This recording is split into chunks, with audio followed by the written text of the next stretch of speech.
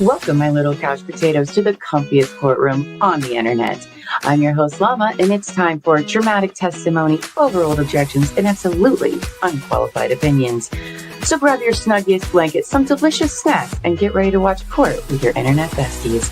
This is Couch Court with Llama. Hello, everybody. Happy Fukong Friday. Welcome in. We made it. Potatoes. We made it. Even though it's cold and rainy all week, and it's going to be that way for me this weekend too. So I know, me too. But I like not as cold up. rainy. I mean, only if I can sleep all day.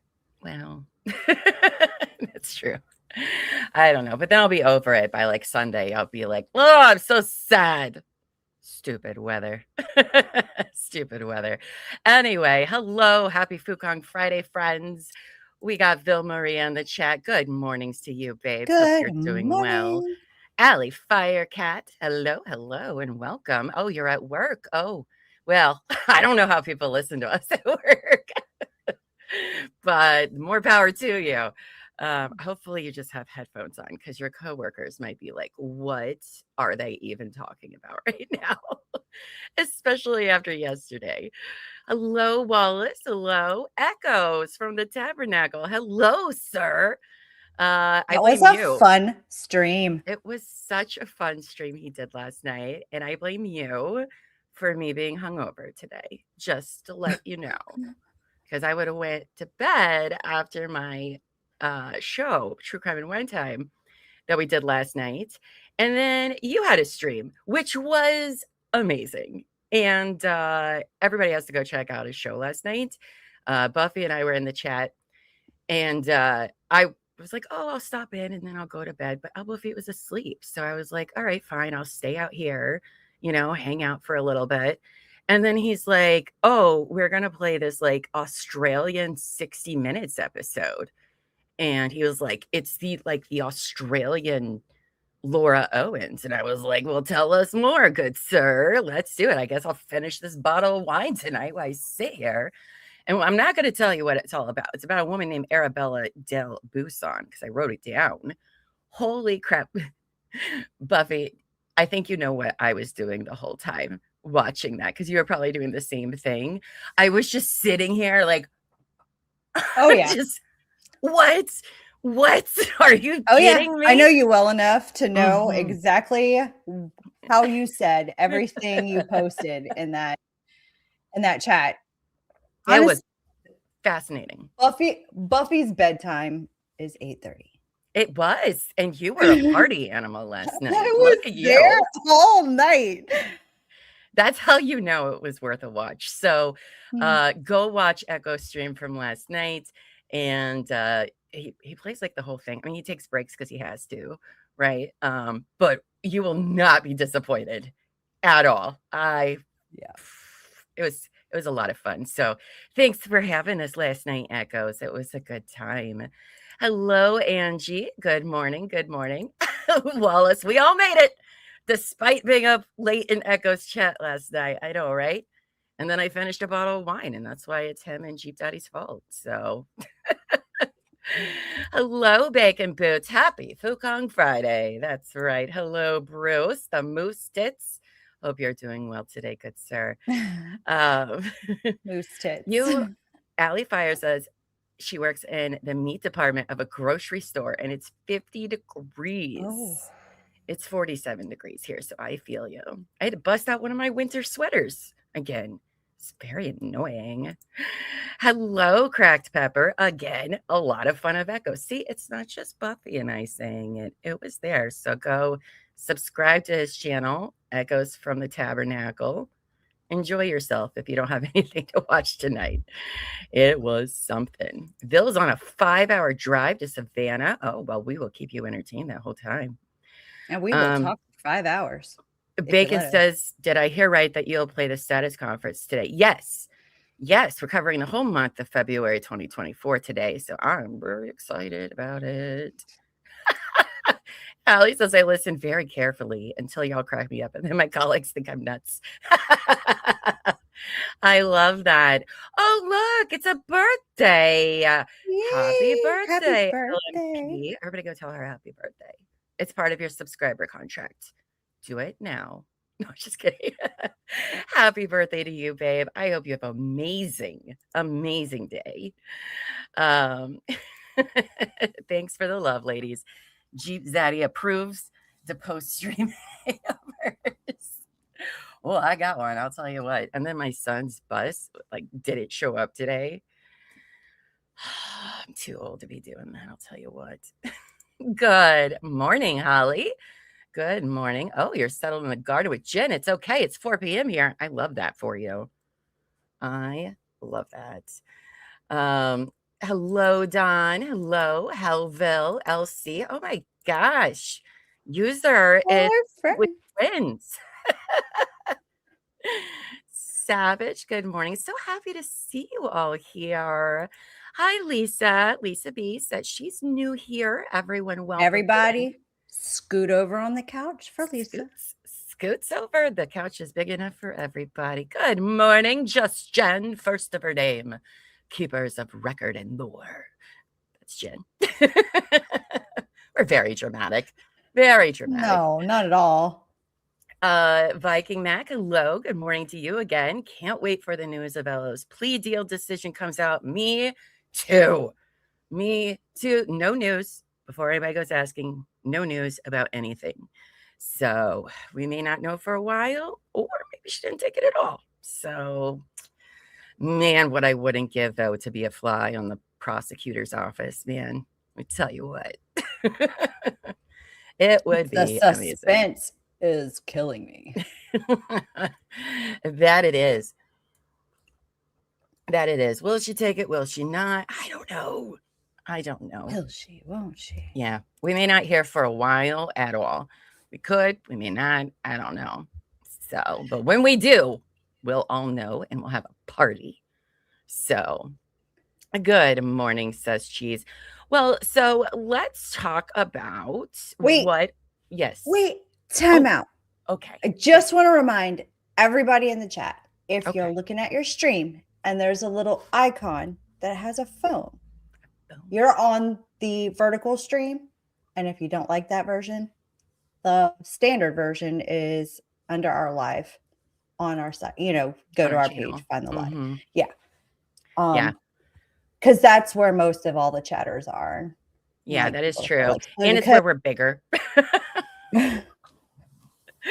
Yeah, there are little tiny squares on the vertical. I know. We don't like the vertical either, but the youngins do. And so who's going to argue with that? Me, that too.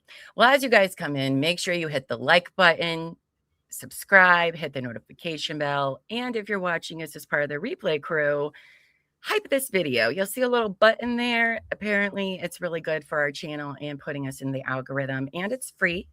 You get 3 free ones a week. I think Buffy said, I'm going to memorize this at some point. Until I'm just or otherwise I'll just keep being like, Buffy, come explain it to people. Because I don't care. You'll get it. I think it makes you feel useful. So that's why. Oh. Are you saying I'm not useful? You are very useful. I would never say that. Never to my face. Yeah, team high ponytail. I know, right? We didn't even plan it. I forgot to tell you that when we were backstage, Buff. I was like, oh, we both show up with ponies on a Friday. Yeah, that's well, right. I don't have pony money, but I got a ponytail. Yes. That's right. Hit the like on both streams, though. Thank you, Viking, for telling everybody be like Viking today and hit like on all of them. Now, so yesterday was a very interesting day. We covered quite a bit the second half of January 2024 in the timeline. So basically what happened, in case you missed some of it, Laura's new lawyer, Corey Keith, filed a motion for confidentiality because the internet and the Reddits are scary. They're so scary, and they don't want her information out there because the internet's so mean. Yeah, we're mean, guys. And he goes on to say that if Laura does sit for a deposition, that they want the questions to be limited in scope and not harass her or cause her more embarrassment than she's already suffered from from the hands of Clayton's Reddit army. It was very annoying to read. From herself. From herself. It was very annoying. Hi, Winks. Good morning to you, babe. Hope you're doing well. 9:30. What does that mean? Those are my timestamps. Just okay. Okay. Oh, you're smart. I see what you're doing there. I like it. You're like, just let me do my job, Llama. You read, I put in numbers.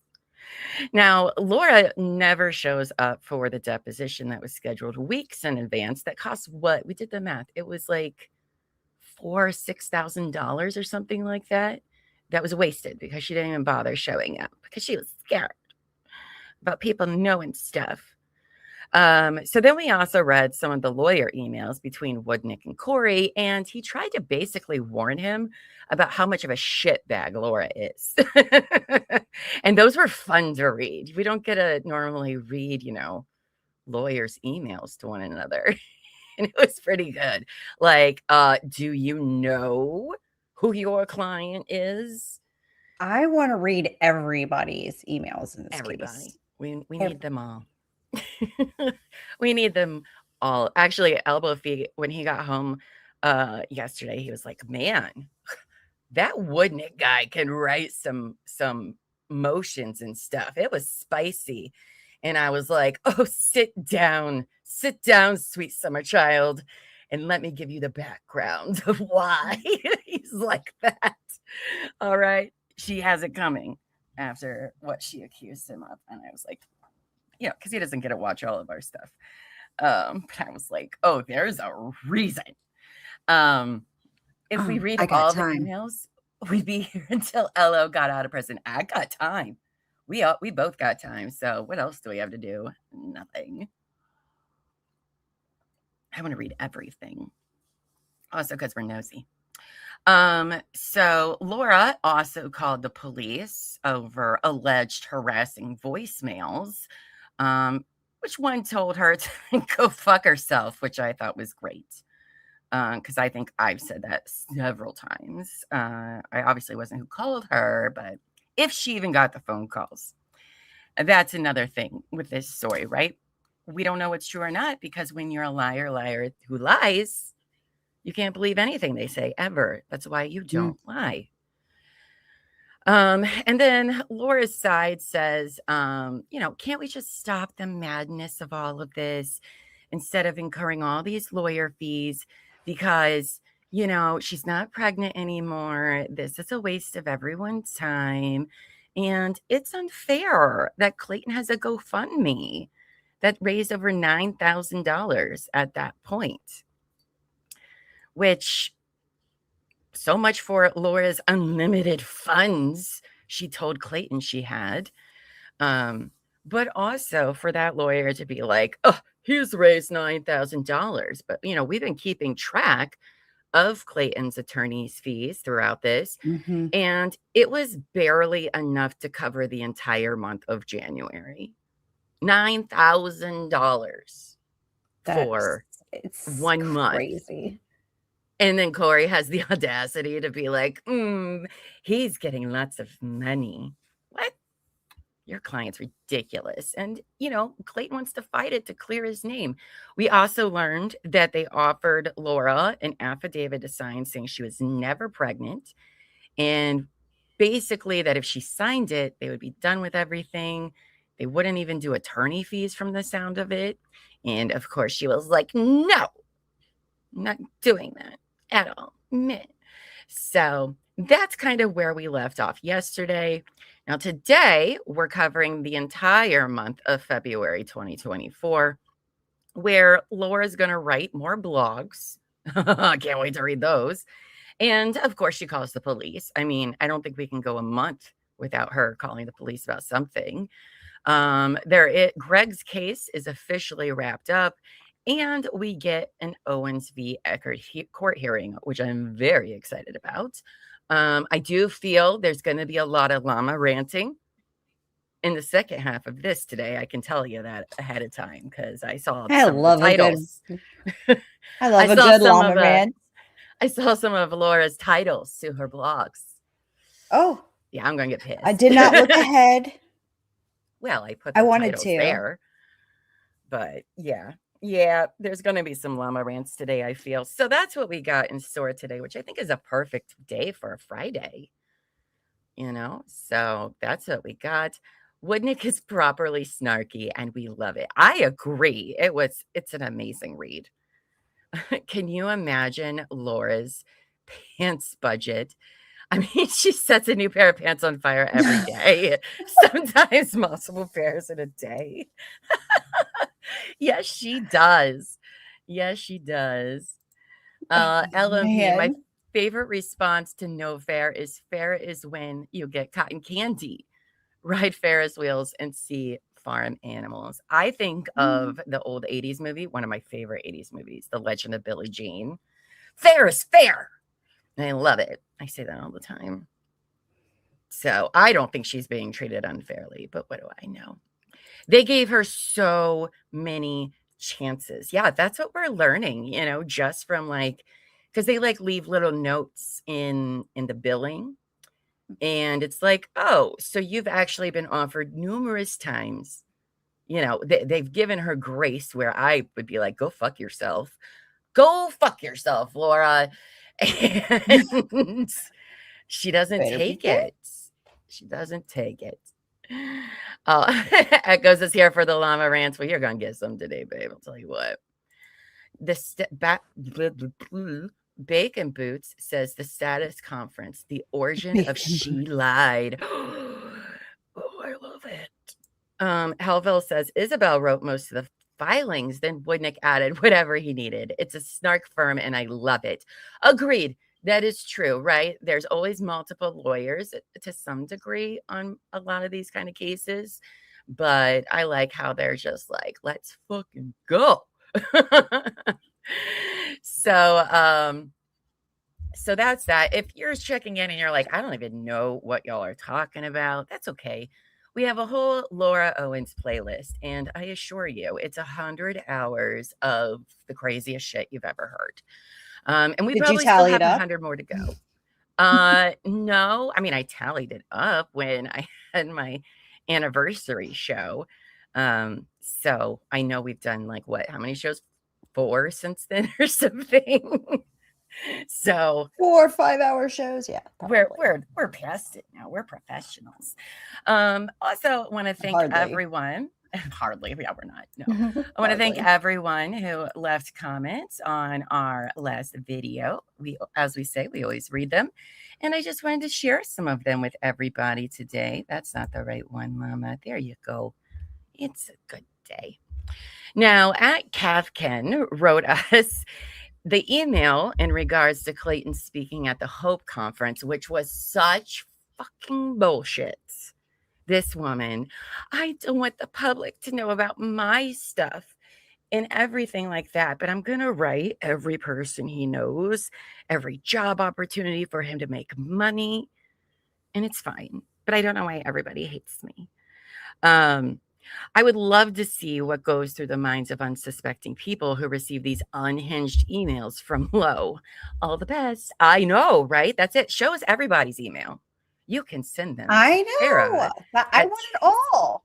Right? You can send them all. That's where all the juice is. That's where you learn all the things, is what people are saying. It's one thing for what they say in depositions or write in filings, but the juice is in the emails and the text messages. Always. I mean, remember when they were reading Karen Reed's email or text messages? Yes. That was you're hot. You're wee whack a hot. You're hot. Hey, wee whack a hot. Elbow Feet says that to me all the time. It's his favorite. Michelle says, I think Buffy should give us a preview of the infamous knot on top of her head since she has a cute eye pony. Okay, what's so funny? Did you almost do it? No, I did do it in the mirror. I took it and I went I did it and I was like, no, I'm not going on screen like that. It was like, I did it. I was like, oh, wow. Look at you. I I did it. I don't know if you can You see did it very it, well, yes. but like I can. I was like, nope. No. Mm-mm. So we're not going to I come look dressed like as our favorite versions of Laura. the Sanderson sister, the dark-haired one that has her hair like all crooked Yeah. and stuff. Like that's what I feel like I look like. So I'm like, yeah, Kathy no. and Jimmy, right? I think so. Yeah. I think that's Kathy Yeah. and Jimmy. I was like, Love her. I mean, I love her, but not that hair. Not the hair. We love you guys, but we're not doing it. Hello. Good morning. No thanks, MK, who Hi. I was also in the Echoes chat last night, who I'm pretty sure was having the same in real life actions as we were at her place. We're just like, oh, what? Oh my God. I forgot. I even like let out a, oh my God. And, Elbow Feet was asleep and he like stumbles out and just, he's not even awake. And he's like, oh my God, babe, is everything okay? And I was like, yeah, why? And he's like, well, I heard you scream. And I was like, I didn't even know I did that. I didn't even know I did that. And I was like, you just go back to bed. Just go. So where were we here? Over here. As we were talking about top nuts. Top nuts. Yeah. Like I say, I may not have morals, but I have standards. Well, yes, we do. I may be low too sometimes, but we got them. And so at Nordwood Novelty replied back to Kath Ken that I know that they added it into damages because he lost that speaking gig at the Hope Conference, which I didn't know they added it. Thank fucking God. If I remember, they dropped him immediately without even talking to him about it. That's what chat was saying. And like, I get it, right? To some degree. To some degree, businesses don't have the time or resources to look into this batshit crazy story. But also, you can't just believe whatever people say, but I get it. That's too bad. Was he ever invited back to do a speech for the Hope Conference? Does anybody know that? I hope so. Now, next, Bacon Boots says, yes, you tell the FBI you want to end things. Then it's a prank when the FBI calls in a welfare check. This is Dodo. Yeah, like she was like, oh, everything's a prank. All these, well, her lawyer said that too in what we read yesterday. And it was like, no, she wrote the FBI with her fucking mom. All right. Oh, this story makes me so angry sometimes. How does one just write the FBI? Hi. Dear Hi, FBI. Did you know I got pregnant by The Bachelor? She'll make sure to let them know. Right. Oh, Dave Neal used to call her a dodo bird. I think that might be kind of insulting to dodo birds. Just kidding. I do love that. She is so dodo dumb. birds. She is so dumb. It's crazy. And Nordwood Novelty replied back to her, it was probably Greg anyways. It's always super hacker Greg, the lighting salesman. It sure is. She accuses Greg of hacking everything and he just sells like lights or whatever. But I don't know if she thinks of him like, the show Chuck. Do you remember that show? Love that show.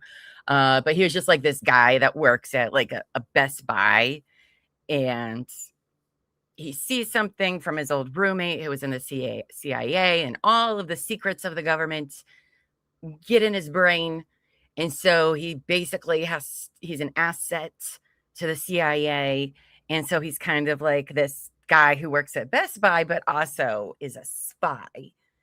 And I wonder if that's what she thinks is going on with Greg, because it's ludicrous. But sure. I do think she gets a lot of her thoughts from television and media. Echoes, dear FBI, I have a most troubling and disturbing story. I need you to arrest men for me and the internets. And then, of course, Echoes left a comment. You two get me through the first part of my day. And thank you for that. And everyone else who says that too. That's so kind of you to sit and listen to our nonsense for hours. So thank you. I'm glad we can entertain you all. I mean, We'd be talking about this if we were on camera or not on camera. I can tell you that right now. Yeah, and it would probably be a little bit more louder. That's true. A lot more louder, a lot more use of the C word. That's for damn sure. I can tell you that. I would. YouTube does not like that word. And then also just a reminder to everybody before we get into everything, on Tuesday, May 5th, that's right, this coming Tuesday, Cinco de Mayo, we're going to be joining Bacon Bears. We're going to do a little collab, a little kiki, talk about what it's like to be newbies on this case. I'm very excited about it. So mark your calendars because it's collab time. And then on Saturday, tomorrow, for our bestie members in hire, I'm doing a special episode of Llama Learns About with a special guest, Elbow Feet, aka Mr. Llama. And we're going to read author James Joyce's smut letters between him and his wife, Nora. And they are something. Okay. You're going to learn some things that might make you a little uncomfortable. I don't even know who that is. He's an author. He's a very famous author. Didn't he write Ulysses? I think he did. I didn't come here to read. I know, but trust me, you want to hear these letters. It's not to kink shame, but wow, I didn't even know it was like that in, excuse me, like the early 1900s or whatever, whenever it was. I don't know. So that's the irony of this statement is that all we do is read.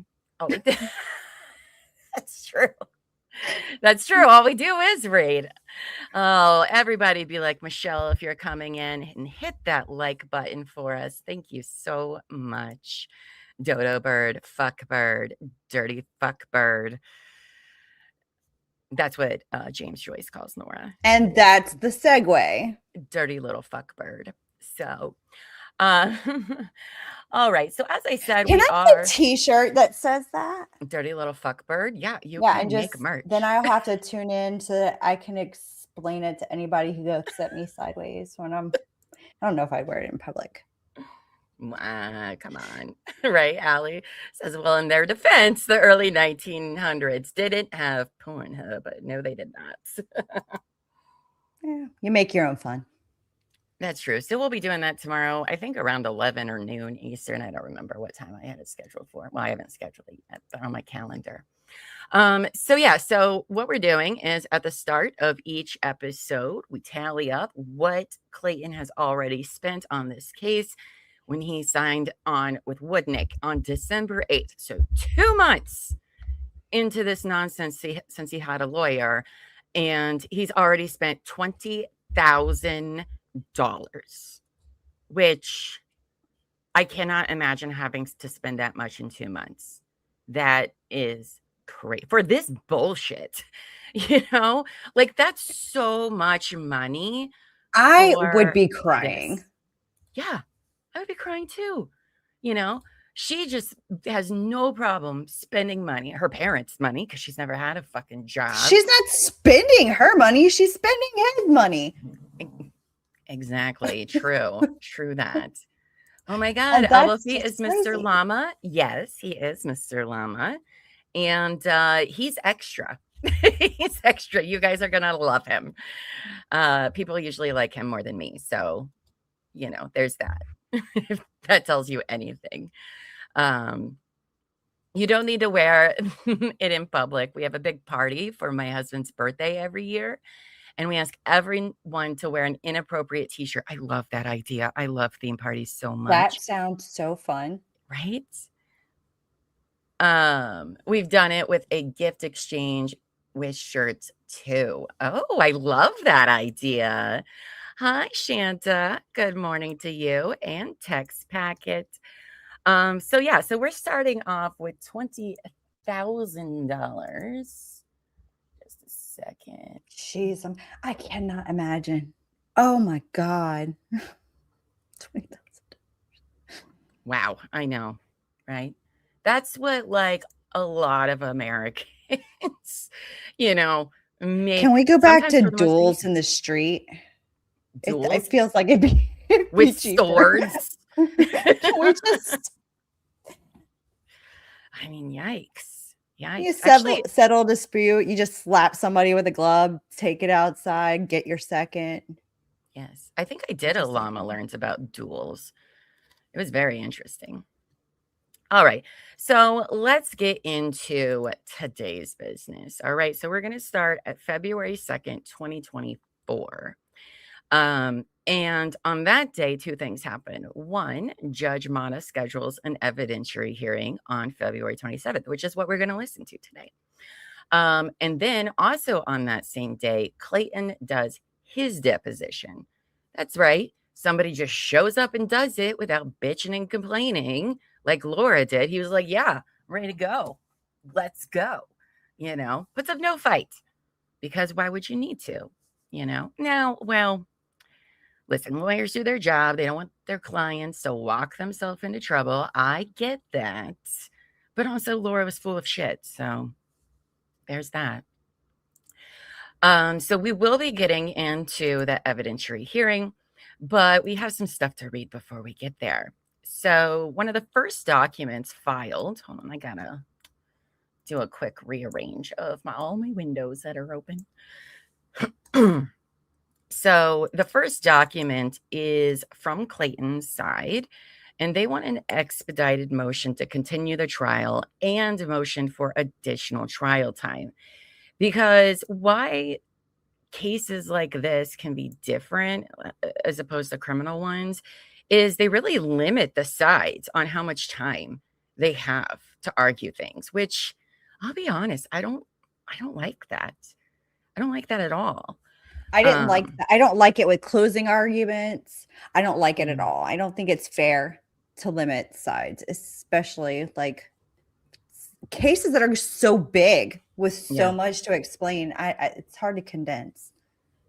Though, which trial was we watching recently where their closing was like 5 fucking hours?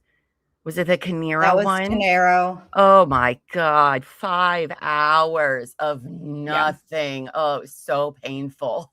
It was not necessary for 5 hours.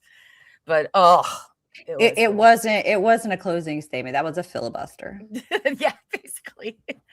Yeah, I think I don't like that there's time limits and things like this, because we also saw, in the earlier hearings that we watched in this case, the October and November hearings between Clayton and Laura, Laura would waste a bunch of fucking time being like, I don't see it. I don't know what you're talking about. I didn't, and that counts towards time. And I don't like it. I just don't like it. And that's all that matters. Hello, Dan Montana. Good morning. I apologize for my tardiness. I hope it's not a violation of the contract. Well, listen, you're getting one warning, Dan Montana. Okay? Otherwise, you have to wear a sign, or we're changing your name. I think that's fair. No, just kidding. Good morning. I hope you're doing well. With like the signs from the Chick-fil-A cows. Right. Shanta says they limit time for criminal court as well. No, the only time limit things some courts do would be opening and closing statements. Yeah. That's it. They can't do it. Usually. But not usually. I think there isn't that many that actually limit the time. Some should, some shouldn't. No, I mean, look at what OJ was like a year. Yeah, that's true. They gave a time limit in Karen Reed, which was fucking annoying. Closing stupid. Right. But not for the trial itself. Yeah. So criminal, I mean, again, you have like more rights in a criminal trial that are, you inherently have. Where civil, not so much, right? You're not entitled to a lawyer. There's a lot of things that don't apply. So 1 paragraph warning. That's right. And notarized. So, all right, let's get into this document. Let's see what they have to say. So Clayton is filing this thing for the evidentiary hearing on sanctions and attorney fees, currently set for February 27th at 4 p.m. At 4 p.m., how are you going to get in all this bullshit at the end of a court day? See, it's annoying. Clayton also requests that the court allow an additional 75 minutes for this hearing for a total of 2 hours. This motion is expedited as trial is currently scheduled for the end of February, and Laura has failed to provide any disclosure, see below, and has engaged in what appears to be a concerted effort to undermine the judicial process. You don't say. You don't say. I will absolutely agree with that.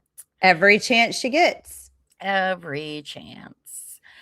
As repeatedly stated in Clayton's prior filings, Laura has wantonly and willfully failed to provide any Rule 49 disclosure, respond to any requests for productions, and refused to attend a properly noticed Rule 57 deposition.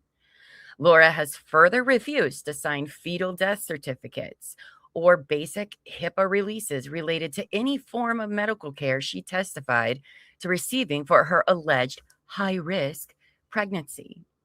Notwithstanding this conduct, Clayton appeared at Laura's noticed video deposition at her most recent counsel's office and fully participated last Friday, February 2nd. Oh, I forgot to say the date on this one. This is February 6th, so 4 days after Clayton's deposition. And this B still has not turned anything in since August. And it's not that hard. That's why, again, if she even had anything, she certainly would have shown it to the prosecutor's Well, that's why she didn't turn it in. She doesn't have anything. And they made it quite clear in their last documents that they don't even want anything from her. They want it from her providers. Right? I know the right. I don't want shit from her. I want it from a real Her place. words are trash. Yes.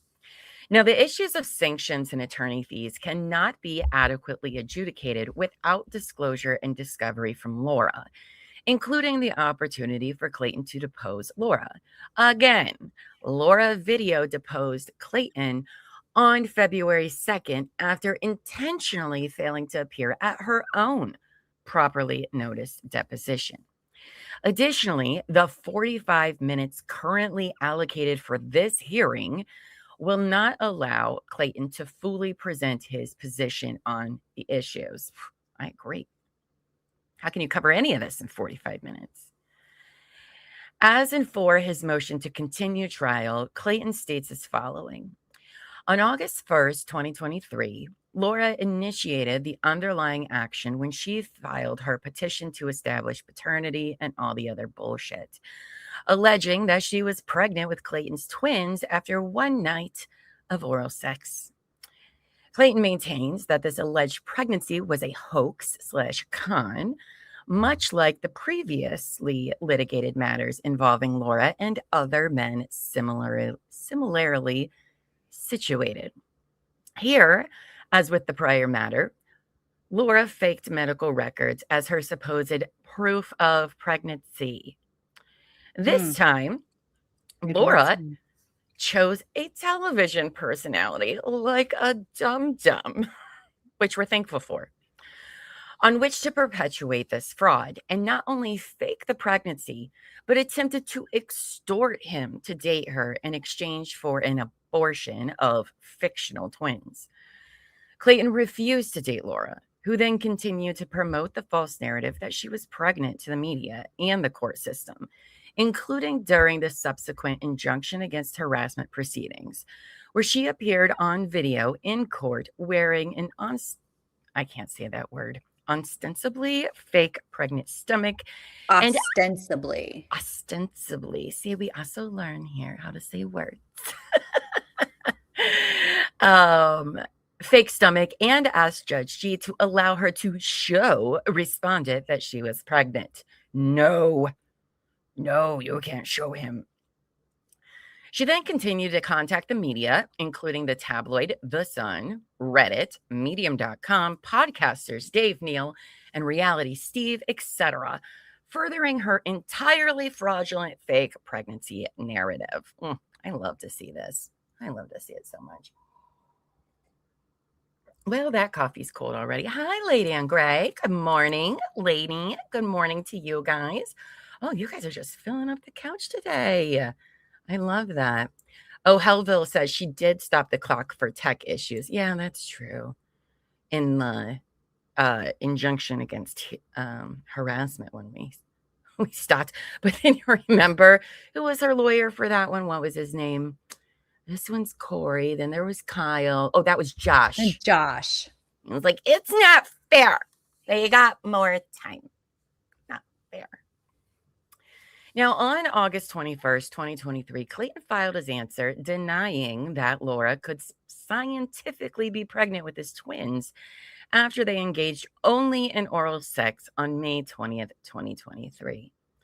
Laura seems to acknowledge that no sex occurred in her bevy of 500 emails and text, which resulted in Judge G granting an injunction against harassment against Laura after, excuse me, I'm very burpy these last 2 days. Sorry, guys. After a 2-day trial on the same. Nearly 7 months have passed since Laura initiated this action, during which no disclosure has been provided by Laura, despite the request made to her numerous counsels in accordance with Rule 49.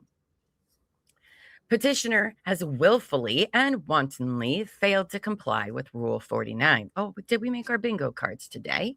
I was going to say, there's Rule all the 49. rule numbers. Good morning, Deb. Hope you're doing well today, babes. All right.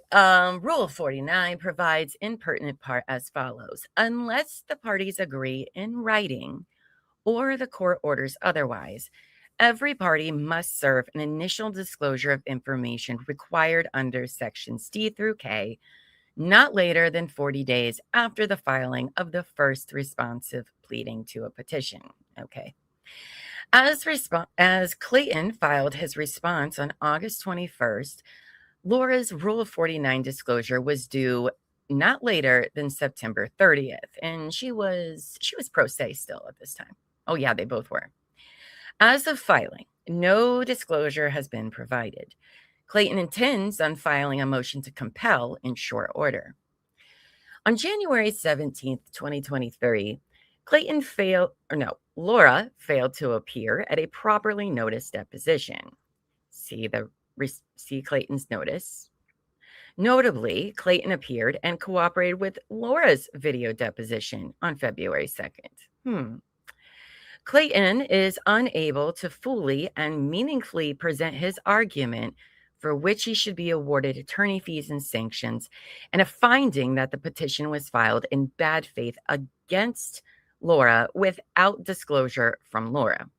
She seems to know that after the myriad of conversations had with Laura's attorneys, I like how they underline the S, and is flaunting her failure to provide the same. Ooh, flaunting. Okay. Oh my goodness. So, oh, hi, Saj. Oh, wait, hold on. There we go. Hello. Good morning to you. Welcome in. A few minutes. Well, I'm glad you spent a few minutes to say hi. Thank you. Barbecue Queen. How you doing, babes? Is it official she didn't take the plea deal? We know nothing. Nothing. No updates. I know. Disappointing. But one day we'll know. What day that'll be, I don't know. Okay, so how often does one get to use bevy in a court document? Apparently a bevy of times with this case. I see what you did there. That was a good one. Good one, Michelle. I don't even know what that means. Bevy? It rhymes with Chevy. Okay. It rhymes with Chevy. Levy. Crevy. That's not I don't think crevy's a word. It could be a word. Grevy. That's not. This is what happens when I don't get enough sleep. Thank you, Echoes. It's all Echo's fault. We're blaming him today. Now, Laura's convenient claim and effort to get the case dismissed without full adjudication by now, saying she is no longer pregnant, does not indemnify her from providing Rule 49 disclosure or participating in discovery in accordance with the rules. To date, Laura has provided no verifiable proof of pregnancy by Clayton the foundational basis of her original petition to establish, and despite her invocation of Rule 2. If she did have a miscarriage, seemingly impossible, as she could not have been pregnant from oral sex, it does not explain her under oath testimony with Judge G, where she displays her pregnant stomach and confirms in her testimony that she is not only pregnant, 24 weeks at the date of testimony, but under the care of multiple medical providers for her high-risk condition. Simply said, Laura's pregnancy was fake. Dun, dun, dun. The bump I really like the bold underscore. I would have liked an all caps, right? To really send it home. Good. Echoes accepts the blame, as you should. Take accountability for your actions. I'm just kidding.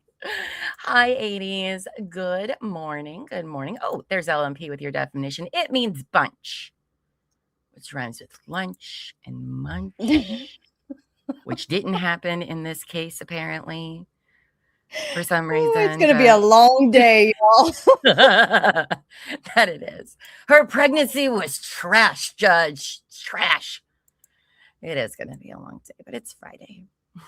Now, the bump displayed in Judge G's courtroom was ostensibly, oh, look at that, getting better, purchased as evidence by Laura's clearly adjusting what appears to be a fake belly and guzzling a Monster energy drink.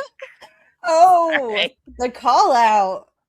I can't do the my word God. guzzling in this case. I mean, Guzzling. I can see why. Oh boy. Yep. It's You going to be a long day. Might start drinking early. Guzzle No. my energy. I'm a guzzle my energy drink.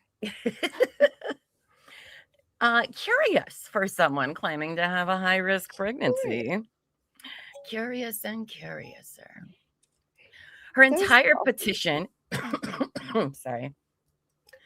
Her entire petition was predicated on either lies or delusions and mirrors prior litigation involving Ms. Owens and a growing list of other victims, at least 3 known men, including Clayton. Clayton has complied with all requests for disclosure and participated in a video deposition. We know, you've said it like 5 times. We get it. Laura has provided none and continues to flout the rules of the court she invoked. Look at her just flouting about. I'm writing a list of words for my vocabulary. I'm going to use bevy and flouting, and I really like wanton. That ain't the only thing she guzzled. No, it's not. Oh, man. It's Food Kong Friday. We can do what we want.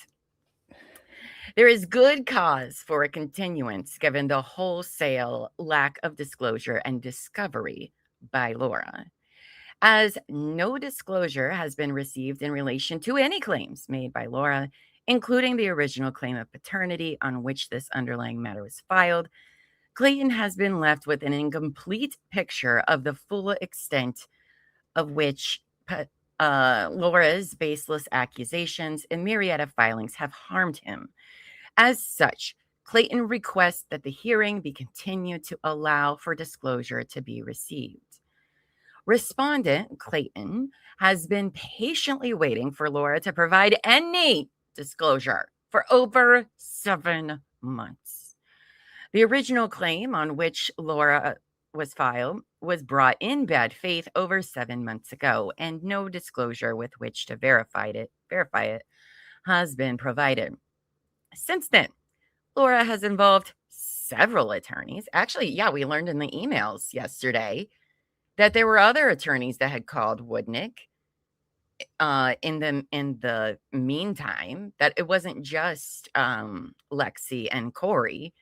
Now, whether or not she hired them, we don't know, but he was I don't know. He said like what, 13? Isn't that what he said?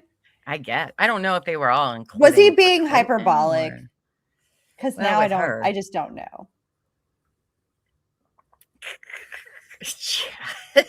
Text packet. I think guzzling is what got us here. Yeah. Yeah, it did. Oh, we're all adults. It's fine. Neither party will be prejudiced by a continuance. This continuance is sought in good faith and not for delay, as Clayton needs access to critical disclosure in order to properly litigate. As in for his motion for additional trial time, Clayton states as follows. The evidentiary hearing before this court, currently scheduled for 2/27, that we're going to listen to today, is set for 45 minutes. This allows each party less than 25 minutes each to present their arguments for the issues of sanctions and attorney fees. 25 minutes. That's crazy. As this case has been ongoing since August 2023, the issues for the hearing include, but not limited to, Laura's bad faith in bringing the underlying paternity action, despite not being pregnant, because it was impossible.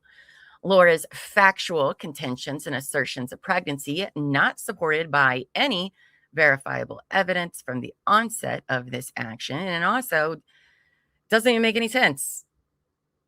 Laura's wholesale refusal to participate in discovery and disclosure, Laura's repeated filings, including a motion to dismiss once she alleged she was no longer pregnant, being unsupported by existing law. Laura's unreasonable behavior throughout this matter and always for decades, culminating in Clayton's motion for sanctions. Laura's continued perpetration, there we go, that's the word, of fraud upon the court, include falsifying medical evidence. Laura appears in a separate court proceeding saying she's 24 weeks and all of her doctors. Laura failing to appear for deposition, Laura's unreasonable behavior, justifying Clayton's request for attorney fees, and all other false and fraudulent behavior revisited in every filed motion and pleading in this matter. All of it's trash, Your Honor. Clayton's position on these issues cannot be adequately addressed with less than 25 minutes being allocated to each party during the upcoming hearing, right? Jeez. I agree. Let him talk, Judge. Let him argue. Right? How do you can't even explain anything about this in 25 minutes. Therefore, Clayton respectfully requests the court allow the parties an additional 75 minutes of trial time for a total of 2 hours. So, and then they're asking. I think they need 2 hours each. Right? Honestly, also, I just want to watch 2 hours of it. So, well, I just think that how do you adequately explain anything leading up into this point? Right? In like 75 minutes. Hey, Bacon Babes. Hope you're doing well today. Hi. Hope you're having a good day with the kiddos. Oh, man, it's almost summertime. It's almost summertime. You said that like a bad thing, but I thought you enjoyed summertime. I do. But also like, it's almost summer and it gets hot. And I just remember sitting here doing trials in the summertime a lot. Thank goodness I'm not really doing any of those anytime soon. But hi, Toadette. Hi. Hope you're doing well this morning, babe. So that's them. Also, you know why else I'm sad about the summer, Buffy? Because I'm not going to have you with me all of the time. I know. That's what I'm most sad about. I mean, my kid's, 15 almost, so he can, he'll eat the cereal off the floor too. But if you've ever seen a 15-year-old boy's room, jeez. Oh, okay, but your 15-year-old can take care of himself. I have a little baby Buffy. How about that? Sometimes he can't even dress himself. He knows that about himself. I mean, I will be like not here forever. I will try to like bribe the 15-year-old to watch the 6-year-old so that I can do stuff. But usually that is like boba tea, get her nails done. Like this is just gonna be really financially draining on me. We're gonna have Buffy's cost at the end of the trip. That'd be keeping track of that. I love that idea. No, I mean, that's the thing, right? Kids, you never know how the day is going to go. Well, there's a time where I could sit here and talk and they'll keep themselves occupied. And then they'll be like, I'm hungry every 5 minutes. Right. You never know. So I'll try to pop in and hang around. Yeah, she will. She will. So we do have this email from Greg DeCory. From Monday, February 5th, so the day before this was filed. Corey, it was nice seeing you on Friday. Since we have not received any disclosure from Laura, the RFPs remain outstanding. The HIPAAs have not been executed, provided 3 times. The fetal death certificates provided twice. Also, ostensibly, can they just learn a new word, please? You've used it too many times. Ostensibly not executed, and we still need to depose Laura after she failed to appear at her deposition.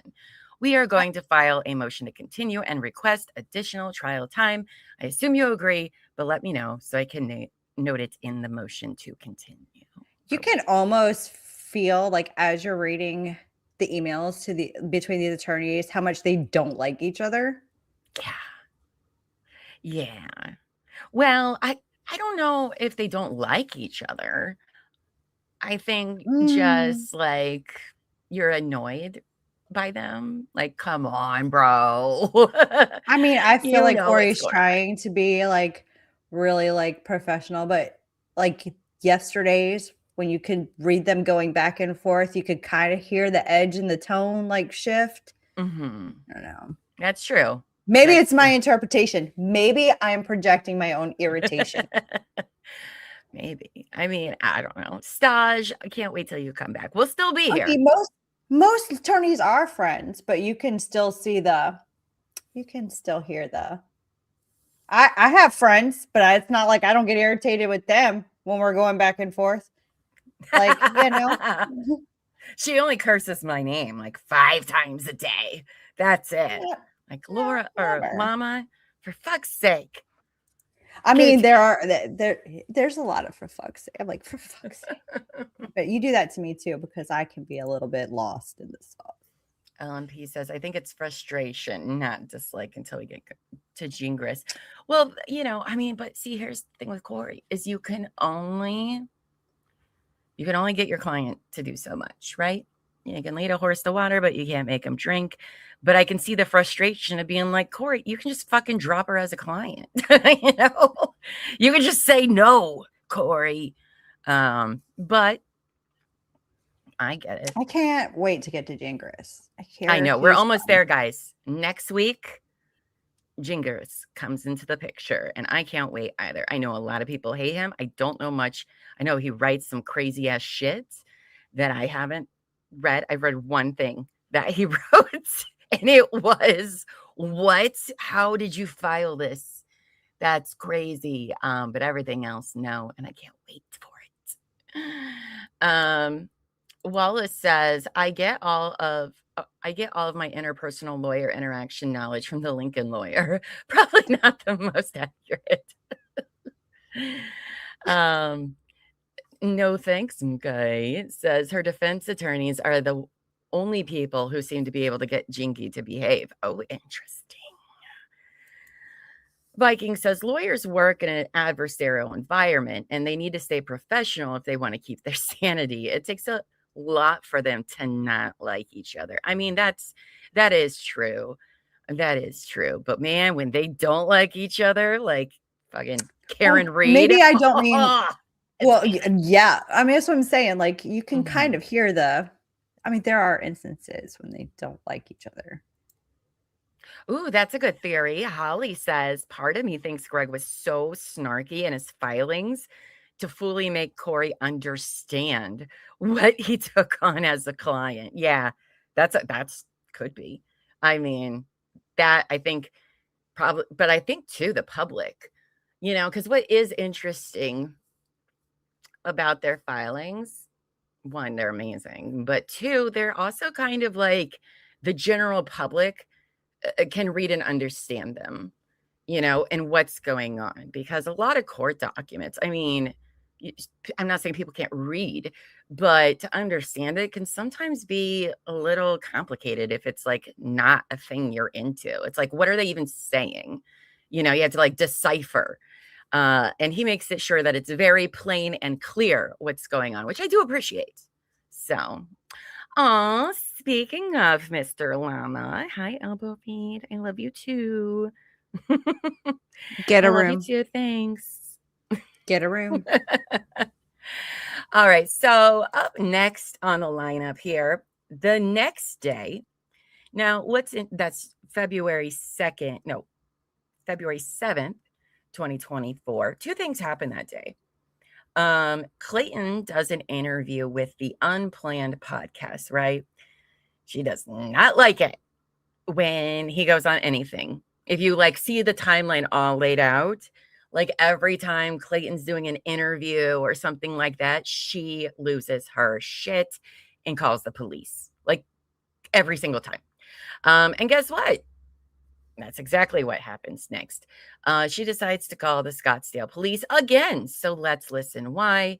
Let me share this tab. This comes from the amazing Schnitzel Ninja, like her post for Amy.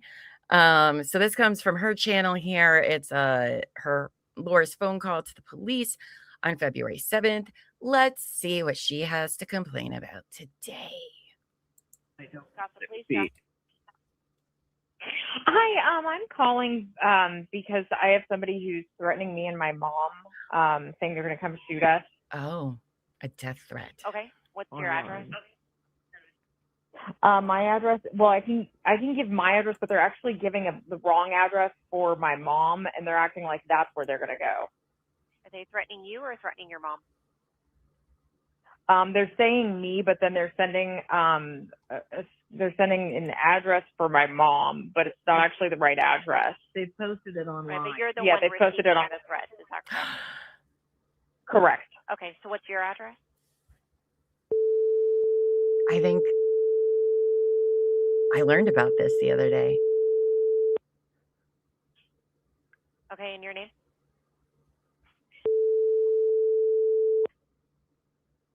And your phone number? Boop. Sorry, guys. I forgot to give you the headphone warning. There's more to this story that I think some lore. And no one's there now that you're aware of? Not that I'm aware of, no. Yes. Okay. All right. I have the call in to have an officer make contact with you in reference to what they're threatening to make the report. So if you get any blocked or unknown numbers, it might be the officer just reaching out to you. And if for some reason someone does show up in the meantime, just call 911. Okay, sounds good. Thank you so much. You're welcome. She sounds Bye. so scared. Bye. So this is some of the lore that I learned from the community just a few days ago. So it's the wrong address. I was like, wait a second. I think I know where this is in the timeline now. So I'm going to butcher telling this story because I don't know it. So go watch. Bruce the Moose has a video about it. And he also sent a clip from, Omar, the Tilted Lawyer. Okay, so this is a crazy story of side quest social media, what's going on in that world. Apparently, this is believed to be Laura and Jan, possibly, apparently using virtual Asian face this time, because why not? They have no bounds. Yes. So there's these Facebook accounts or whatever. There's somebody on Instagram. I think that's Robin Chang or something. And then on Facebook, there's an account for Estella Chin, who is an older lady or whatever, right? And they are posting all of this horrible shit about Laura and her mom or whatever. Again, I'm going to butcher it. So go watch these videos.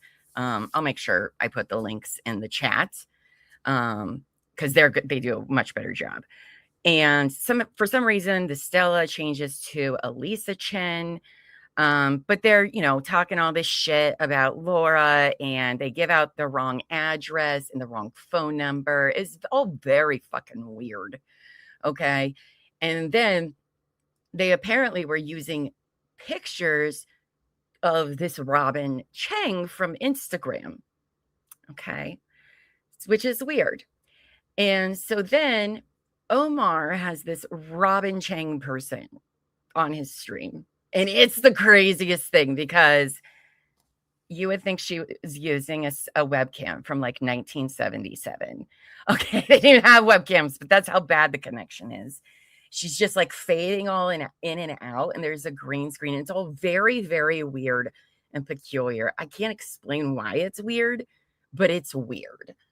And then the group, I don't remember who exactly, ends up connecting all the accounts, like all the, when you like want to change your password or whatever, and it goes to a number, right? The authorizing, right? All leads back to Laura's phone, her phone number. So she's pretending to be those people? Mm-hmm. Yes. That's the consensus, is that perhaps both her and her mom allegedly were behind those accounts. And like I said, they posted the wrong address and the wrong phone number, which is not hard to find. So that's weird. But like I said, others have covered it way better than whatever I just said, because I probably only got like a third of it right. The threat, which was fake and happened right after the Dave Neal thing ended. Oh, yeah, because I didn't put that on the timeline because I just learned that too, that at this point, everything is dismissed in Dave's civil harassment thing with Laura. So, right, they're coming to shoot me, but have the wrong address. And I sound very scared. But yeah, so that's kind of what was behind that. That's her ordering burrito voice. I mean, again, these people have no bounds. Apparently, she thinks she can just impersonate people of color because that's how entitled she fucking is. And that's crazy to me to have, like, why? Why would you even, you don't need to pretend to be Asian or Black. Like, why would you do that? I still don't understand. It's ridiculous. Oh, check my email, please. Oh, thank you, Bacon Boots. Hold on. Let me see. See, this is when I check my emails, when somebody tells me to. Okay. She's gonna be like, oh my God, there's so much email. No, I don't get that many. Let's see. I'm trying not to say anything of it out loud. Oh, no shit. That's amazing. Okay, yeah, I'm not going to say anything on air, but I'm going to email you back with questions later. But thank you. Don't let me forget to do that, Buffy. I'll CC you in as well, now that I know what that means. I was about to say, I don't even know what we're talking about. I'm lost. I was told to just sit here and smile. Smile and wave, boys. Smile and wave. So the threat on Facebook was the wrong information, because it seems like one of the theories I've learned is that all of the social media stuff that was going on at this time, a lot of people believe that it was actually Laura and her mom behind it to go along with their fear stories. And the internet is so mean and all that. Can the internet be mean? Yeah, sure. But also it's the timing of their moves. Come on. Dave's only thing was to not threaten her and the case would get dropped. And this is the fake threat to them comes out. Go fucking figure. Oh, there's Bruce with the deets. No, two-factor authentication only led to Laura's phone for Chase J. Jones and for Tag, not for Lisa Chin or Stella Chan. Okay. There's so many fake things. As I said, we will put the links for these in the description when we're done today. That'll lead you to Bruce's coverage of it and that weird ass interview Omar did. You'll be like, what in the fuck? It is easy to get mixed up. Bacon. I was in the wrong live this whole time talking to myself. Sometimes that's nice though, right? Wow. Okay. Oh no, Bacon violated the contract already. Oh no, you're gonna have to change your name to Bacon Bear's Tits. Sorry, that's the punishment for the first time around. She wasn't in the she was in the vertical stream. Bacon, I'm actually Laura. She needed Mexican face to complete her collection. She probably did in some way. We don't even know. I cannot believe this fucking woman. All right. So that was her stupid ass phone call. Now we get to read some blogs. And I'm going to I need more coffee for this. I knew I'm going to get to read something weird and inappropriate, aren't I? Yeah. Can you pull up the night things changed? Because I have a feeling that it's going to be like really dirty, nasty stuff. It always is. It's always my turn to read the dirty stuff. I know your MO, Llama. I know how this works. No, I don't know how it works. I mean, I don't know what's coming. I just know it's the night thing changed, but I really have to go to the bathroom and warm up coffee because I know my coffee pot's cold because I made this coffee at like 9 a.m. So it's going to take me just a few minutes. But yeah, if you can pull up the night things changed. Oh, see, this is why the other headphones are nicer.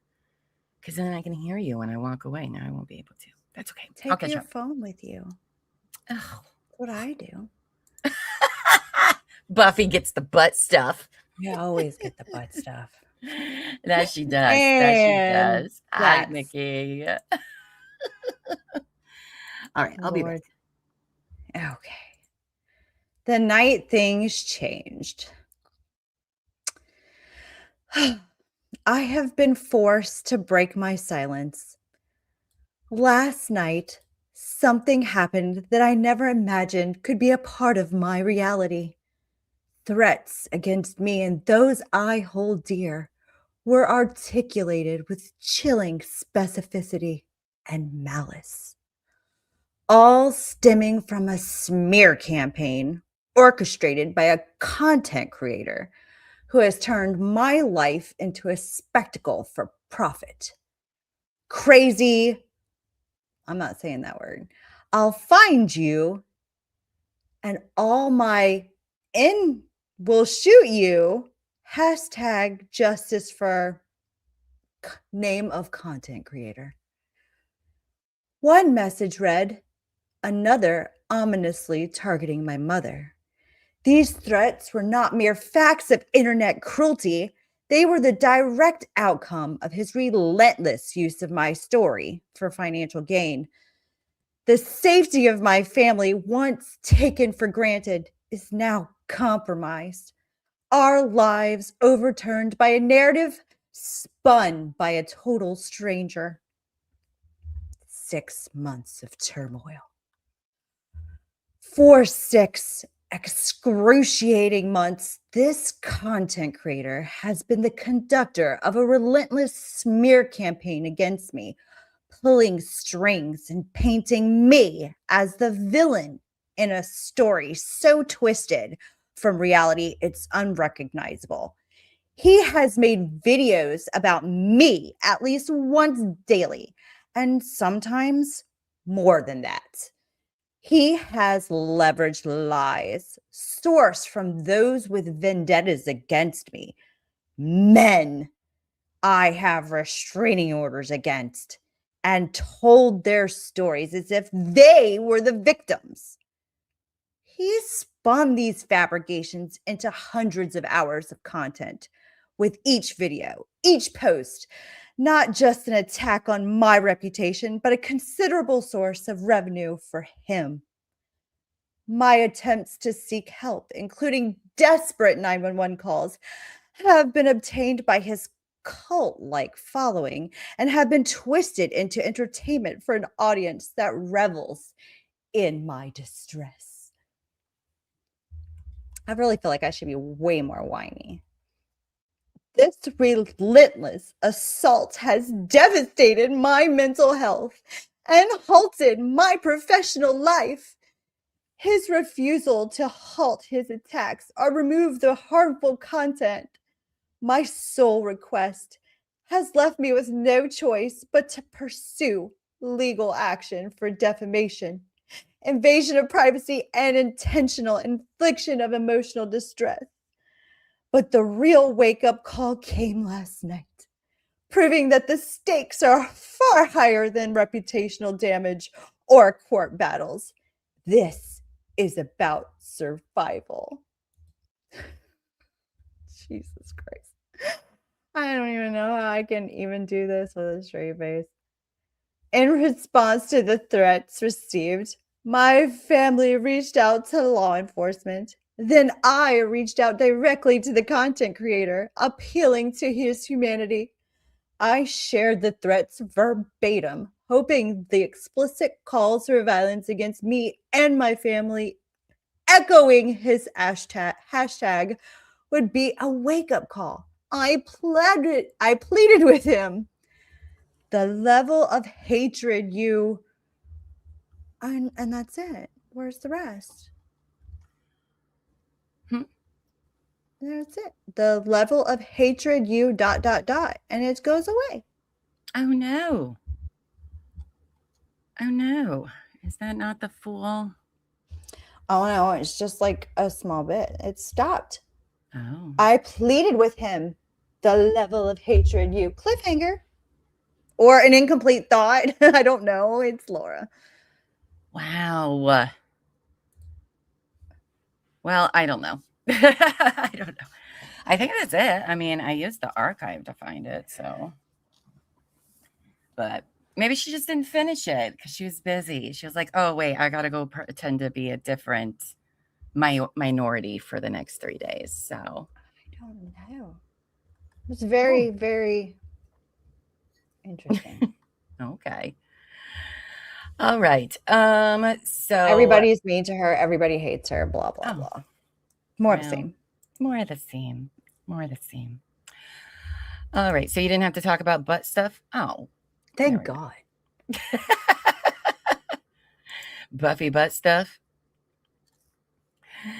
All right. So she writes that article. That was on 2/8. So February 8th, the day after the police phone call.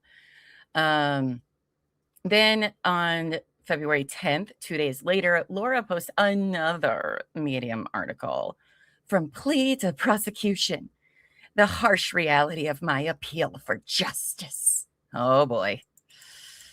Oh boy. So remember though, she was like, I want all of my depo to be confidential because the internet's mean and I don't want Clayton using his platform to tell people things about what's been going on. And here she is, this bitch, a few weeks later, writing all of this. It's crazy. It's crazy. Because sometimes I wonder how she gets out of the house and then back in the house at the end of the night. I'm not sure how her brain works. Me either. I heard that they released some clips from Clayton's deposition. Is it just clips or... Please note, 3-minute read. I know, right? That's why that other blog post is so weird because it's like the shortest thing I think she's ever written in her life. Jan walks her in and out like a horse. Oh, that's so funny. Just clips, right? Because Laura can do it, but nobody else can. Yeah, that 3 minutes, like, okay.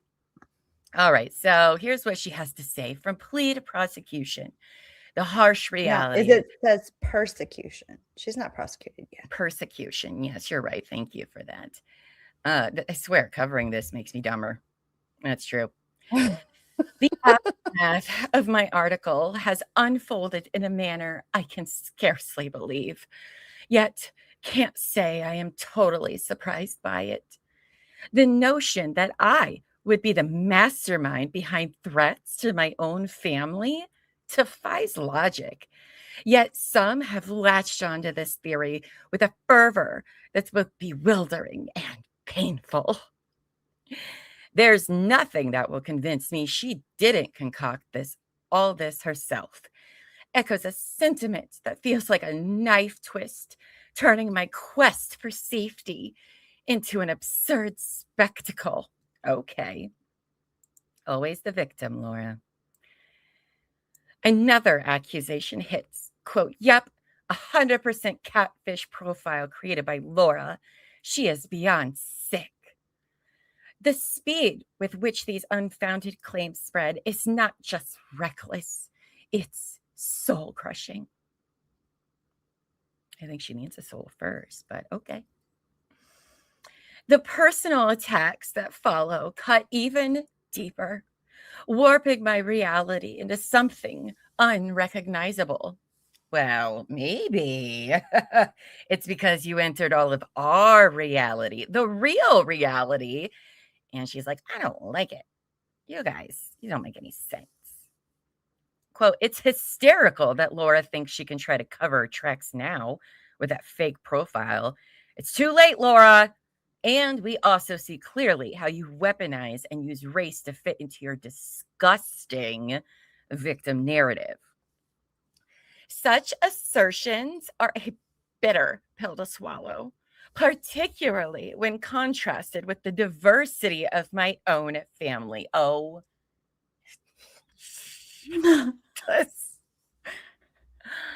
she's not going to. What is she trying to say? I don't know. I didn't even look at the next sentence, but is she going to be like, I have a black friend and I That's what I was just thinking. I was like, she's like, I'm actually half black.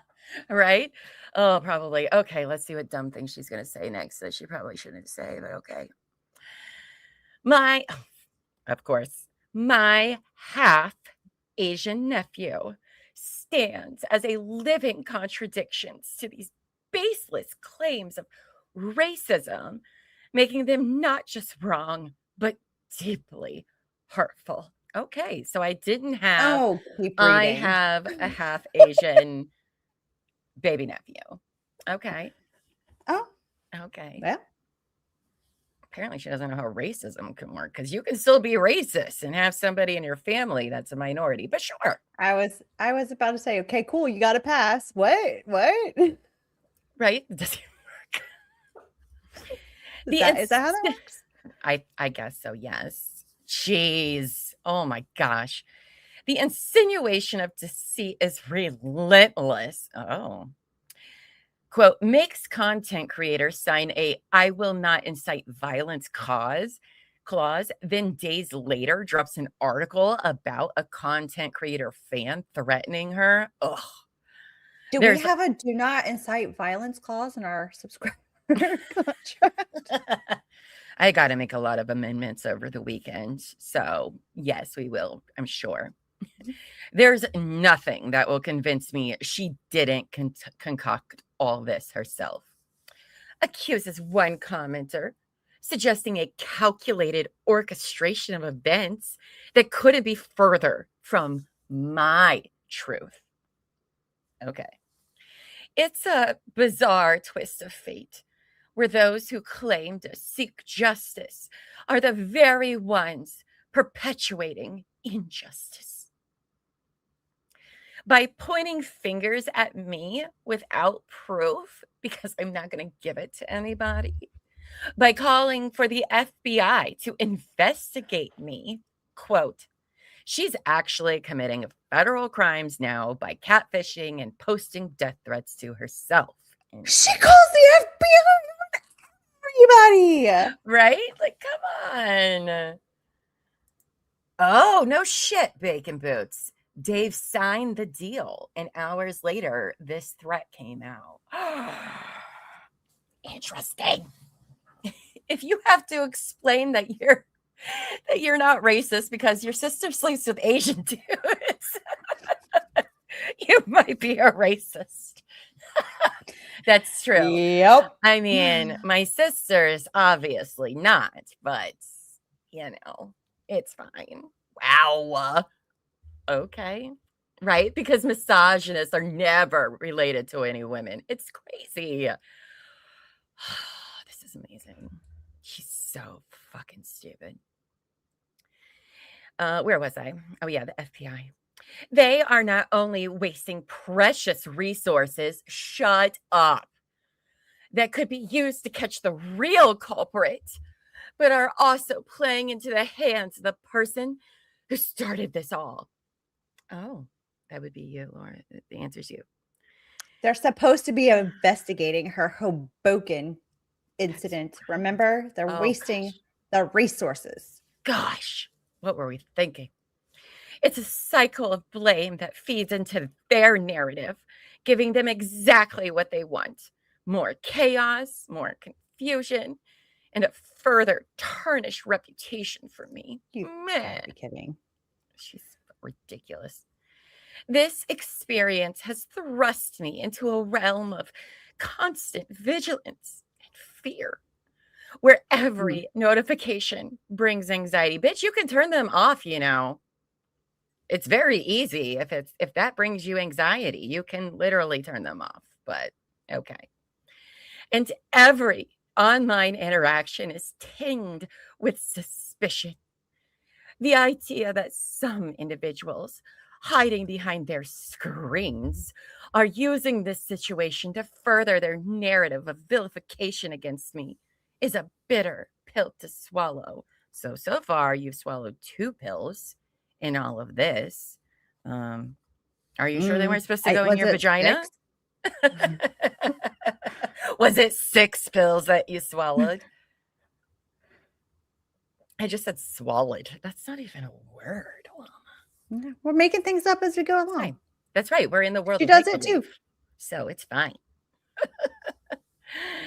Oh, man. I know. Dave is way nicer than we are. That's for damn sure. Fuck this bitch. A year of no internet would be so good for her, right? I know, text packet. Can you believe that? It's amazing. A new feat of technology, the off button. No. The thought of turning off my technology gives me anxiety. LMP says Laura is the poster child example of why getting off the internet and touching grass is important. And that's right. But we saw the police video. There's no grass. So maybe that's the problem. Instead of turning it into a horse arena, they should have planted some grass because there's none, apparently, for her to touch. And she needs to. She needs to go lay in it, eat it, maybe. All right.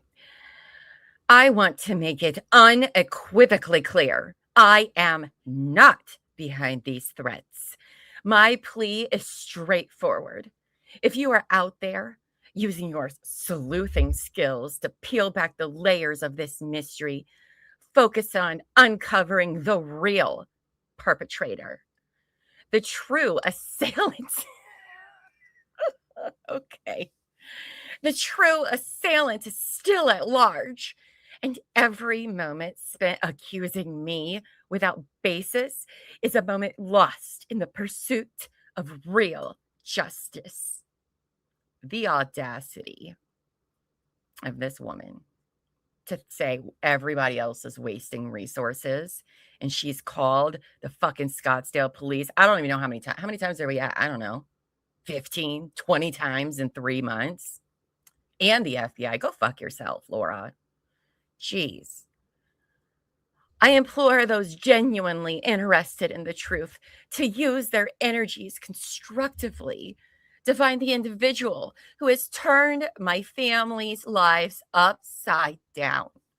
And if you uncover any credible evidence, please report it to the authorities. I hear.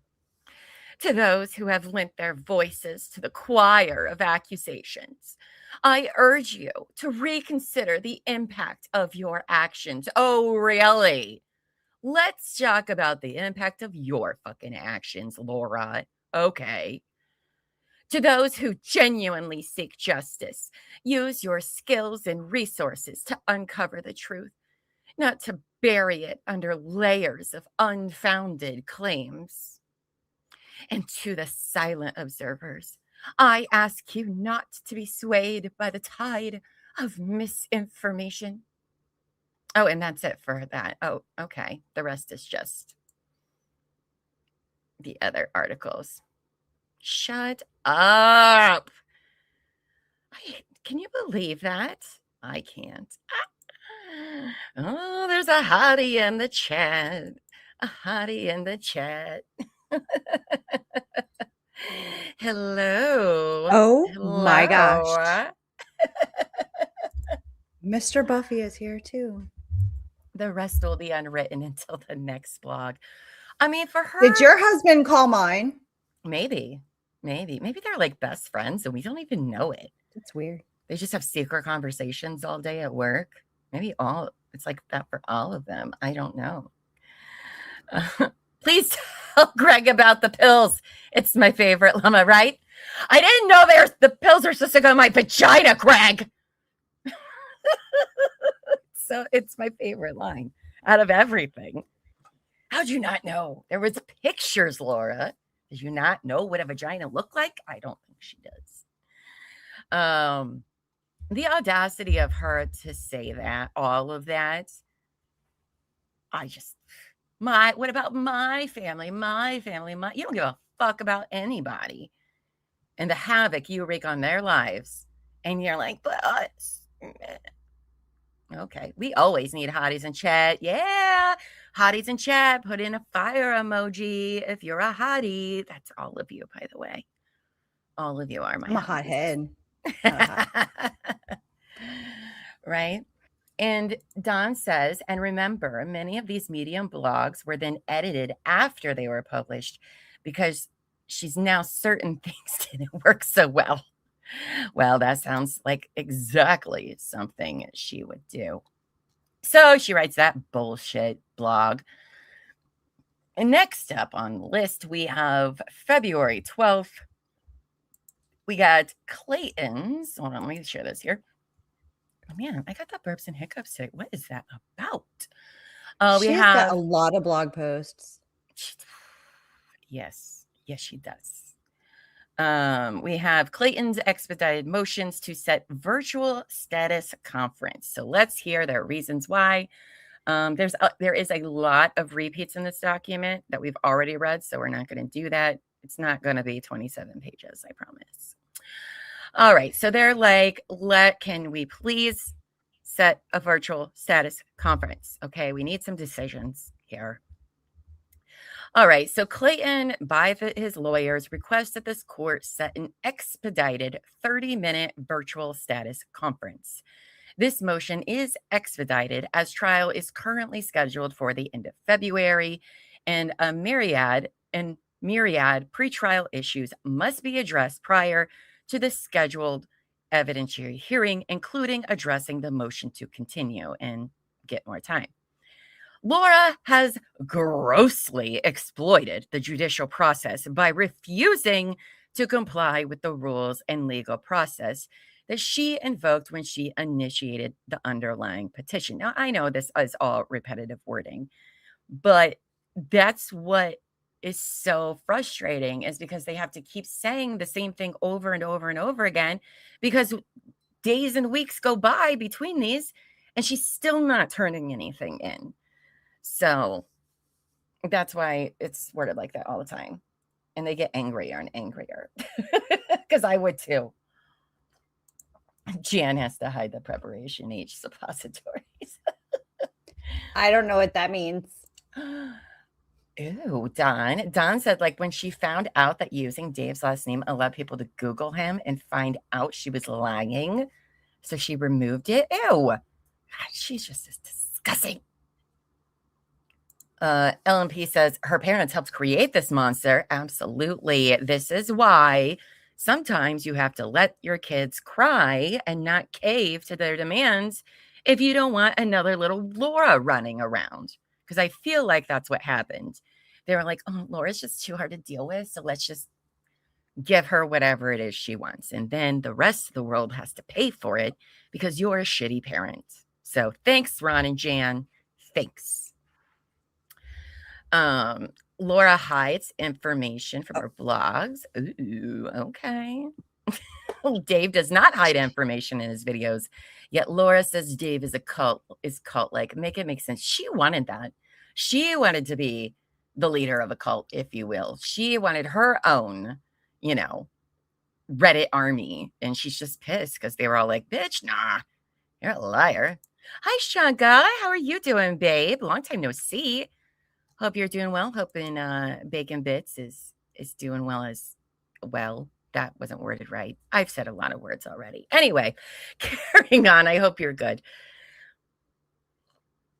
Now, to date, Laura has willfully and wantonly refused to provide any Rule 49 disclosure, respond to any requests for production, and failed to attend a properly noticed deposition. Simultaneously, Laura filed a motion for confidentiality and protective order to seemingly shield herself from any further criticism for her noncompliance and deposed Clayton when she refused to participate in the same. Laura's perpetual disregard for court rules is exhausting. There isn't a truer statement. She is so exhausting. This whole thing has been exhausting. Right? And there's no reason for any of it. No reason for any of this for anyone. This is just how she is. Clayton's expedited motion to continue the trial and asking for more time is pending before the court. Consistent with her historical disregard for court process, Laura failed to respond to the email inquiry asking her position on the same and has still not done so. So she's not even saying anything back to her lawyer, is what it sounds like to me. Oof. Corey. I mean, are you as surprised about anything at this point? Like, I'm not. Like, I feel like in the beginning I was super shocked by everything, but now I'm just like, yeah, this sounds like it all tracks. Yep, that's true. And then she's gonna do more crazier shit. Can't put anything back. I know, but I feel like the more I learn, the less shocked I am by any of it. That's true. Oh, Bacon Bits graduates. I love that for her. You tell her that Llama and Buffy are so proud of her. While due process requires the court to grant the continuance and provide for additional trial presentation time for the details detailed in this still unopposed motion, there is an urgency for a status conference to be held prior to this eventual hearing date. The antics from Laura continue to proliferate, and it is clear from the communication as appended that Laura's most recently retained counsel, approximately the 12th in this series of cases, so I think it's all of them. Does that include Greg and Mike's too, or just like this one for Clayton, the OOP hearing, the harassment hearing? Don't know. Is having challenges with client control that impact Clayton's ability to access requisite disclosure. So I like that. Like, Your Honor, Corey needs your help with backup here because his client sucks. All right. As and for his expedited motion to set virtual status conference, Clayton states as follows. All right, we're not going to read that. We know when she filed it, she claimed to be pregnant from only having oral sex.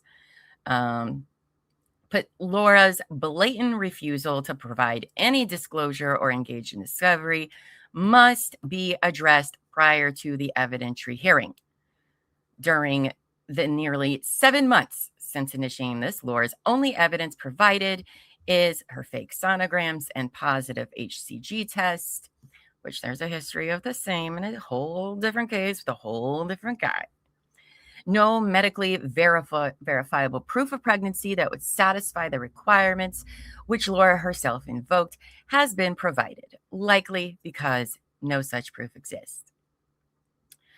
Also see Clayton's reply to their motion for sanctions, explaining that a positive HCG test is merely a sign of pregnancy, and false positives can be caused by medications, such as those associated with epilepsy and infertility.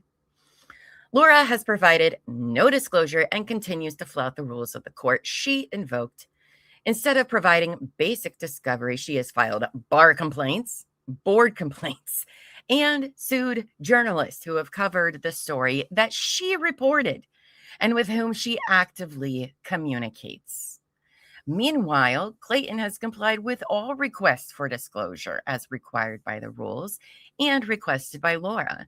More offensively, Laura has alluded to having the records Clayton requested multiple times, but has refused to provide access under the guise of protection from public scrutiny. While claiming she needs protection, Laura continues to reach out to the media and self-publish 2 more Medium articles just a few days ago. I love that they brought that up.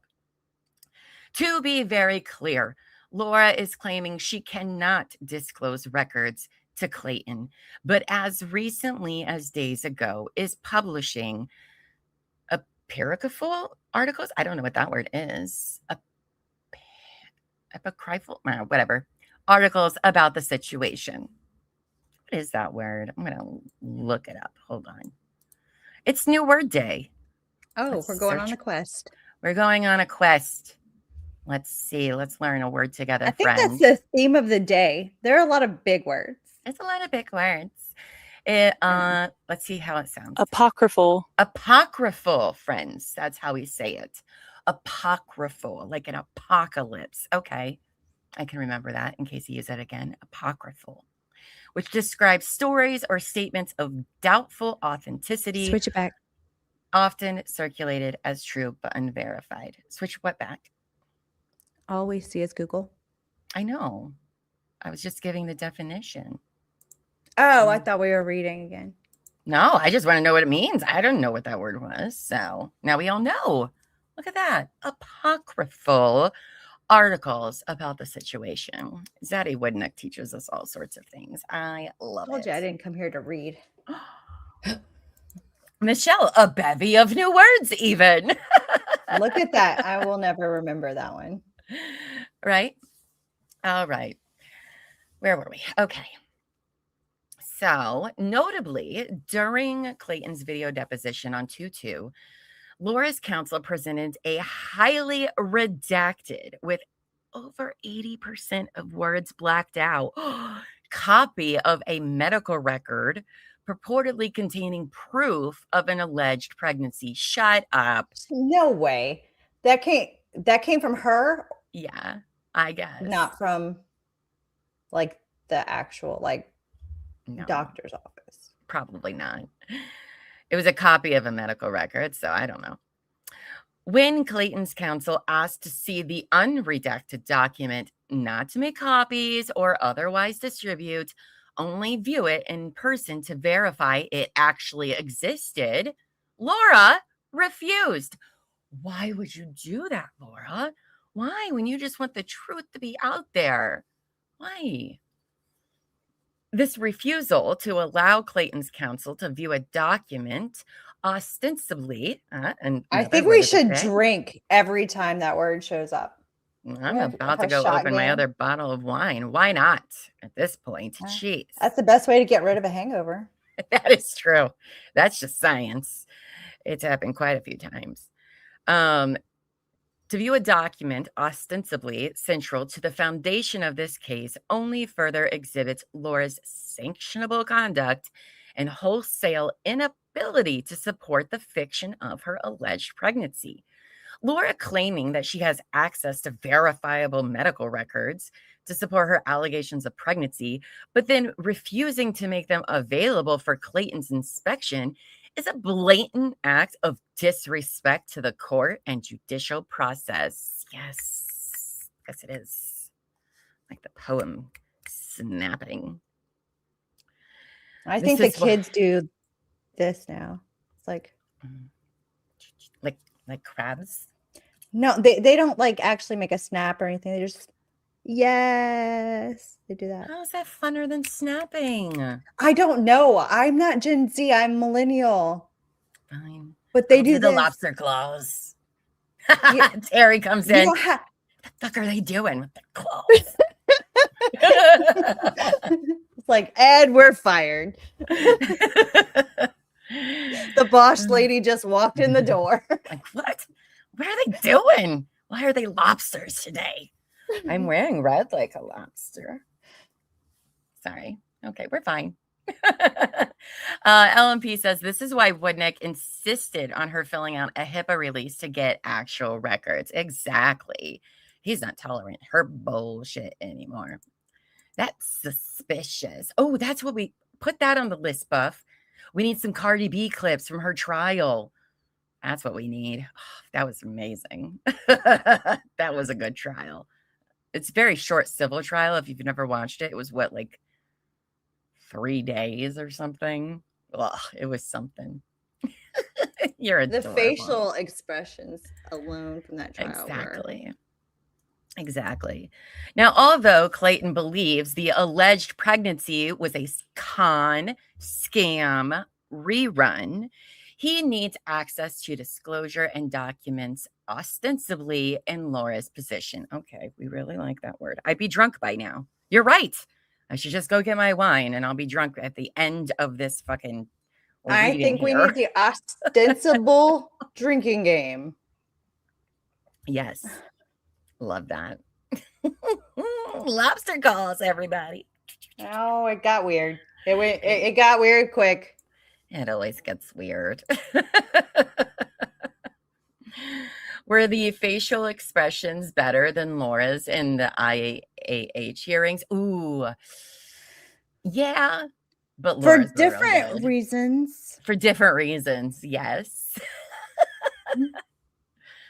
But we should make memes out of Laura faces. We got a lot of stuff we should probably do this weekend. As if we don't have all these other things. It's just going to rain. What else is there to do? That's true. That's true. Where were we? So Laura's blatant refusal to comply with the rules of the court and instead push her own narrative has required further legal involvement in obtaining this information, which Laura claims to possess. Oh, she has it, allegedly. Okay. Clayton has continuously provided Laura with ample opportunity for her to admit she fabricated this entire pregnancy or to comply with court rules, only to be rebuffed or outright ignored. Exhibits 2 through 4. Made the filing.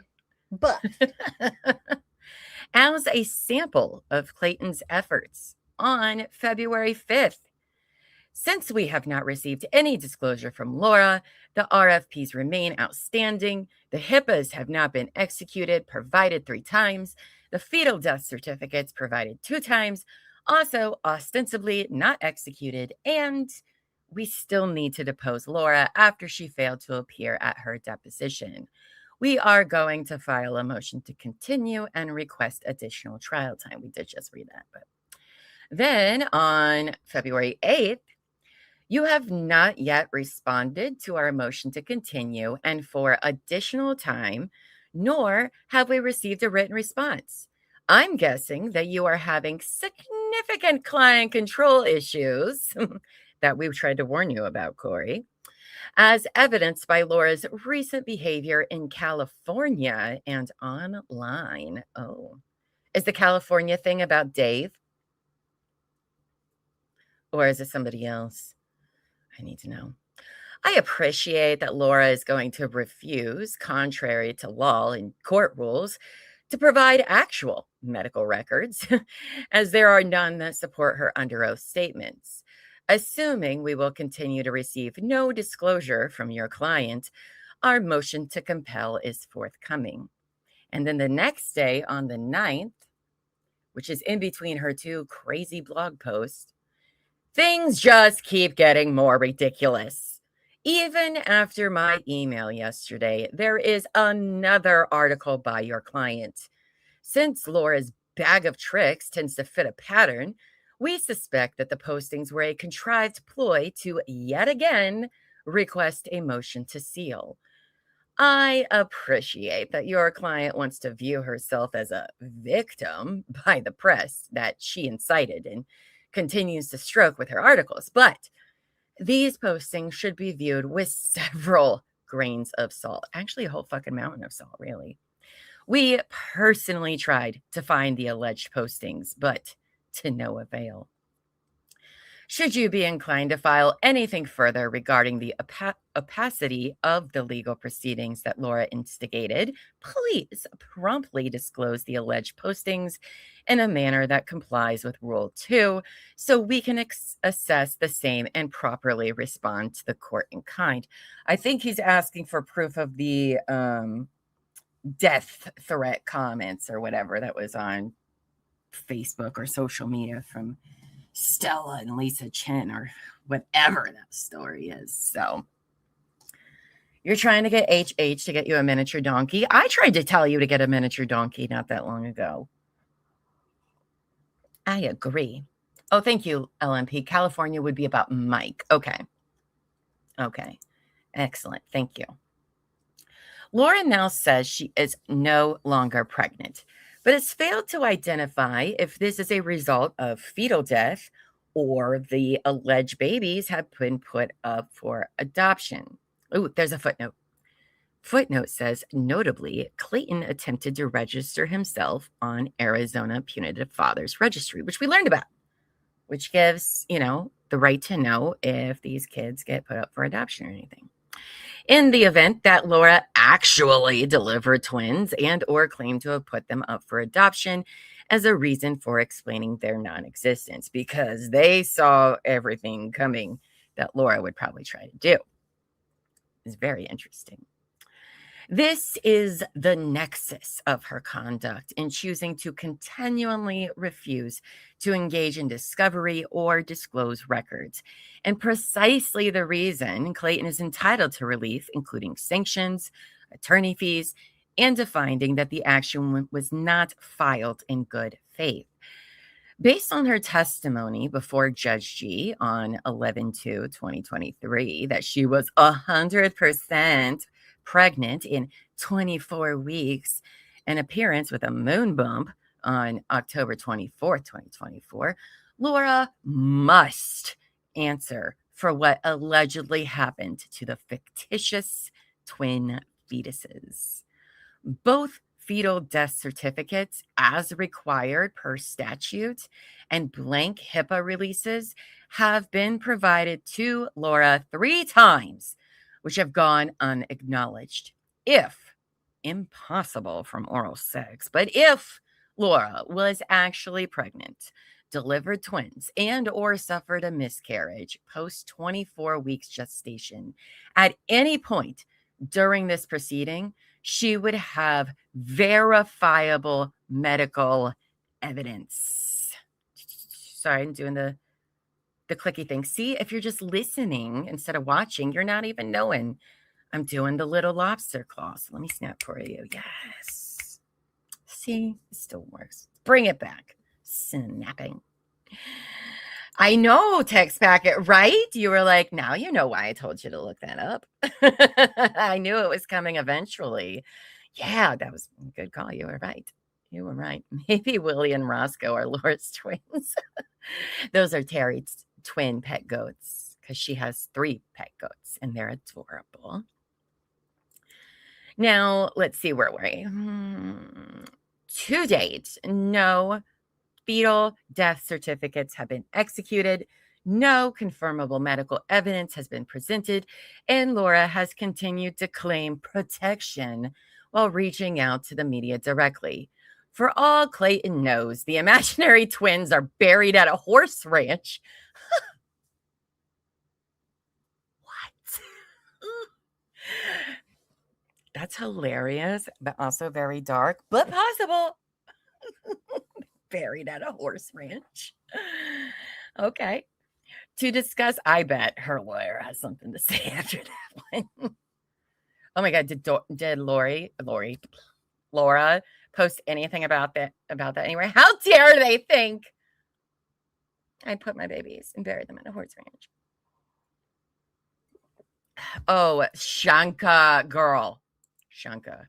This is the craziest shit I've ever heard and read in my life.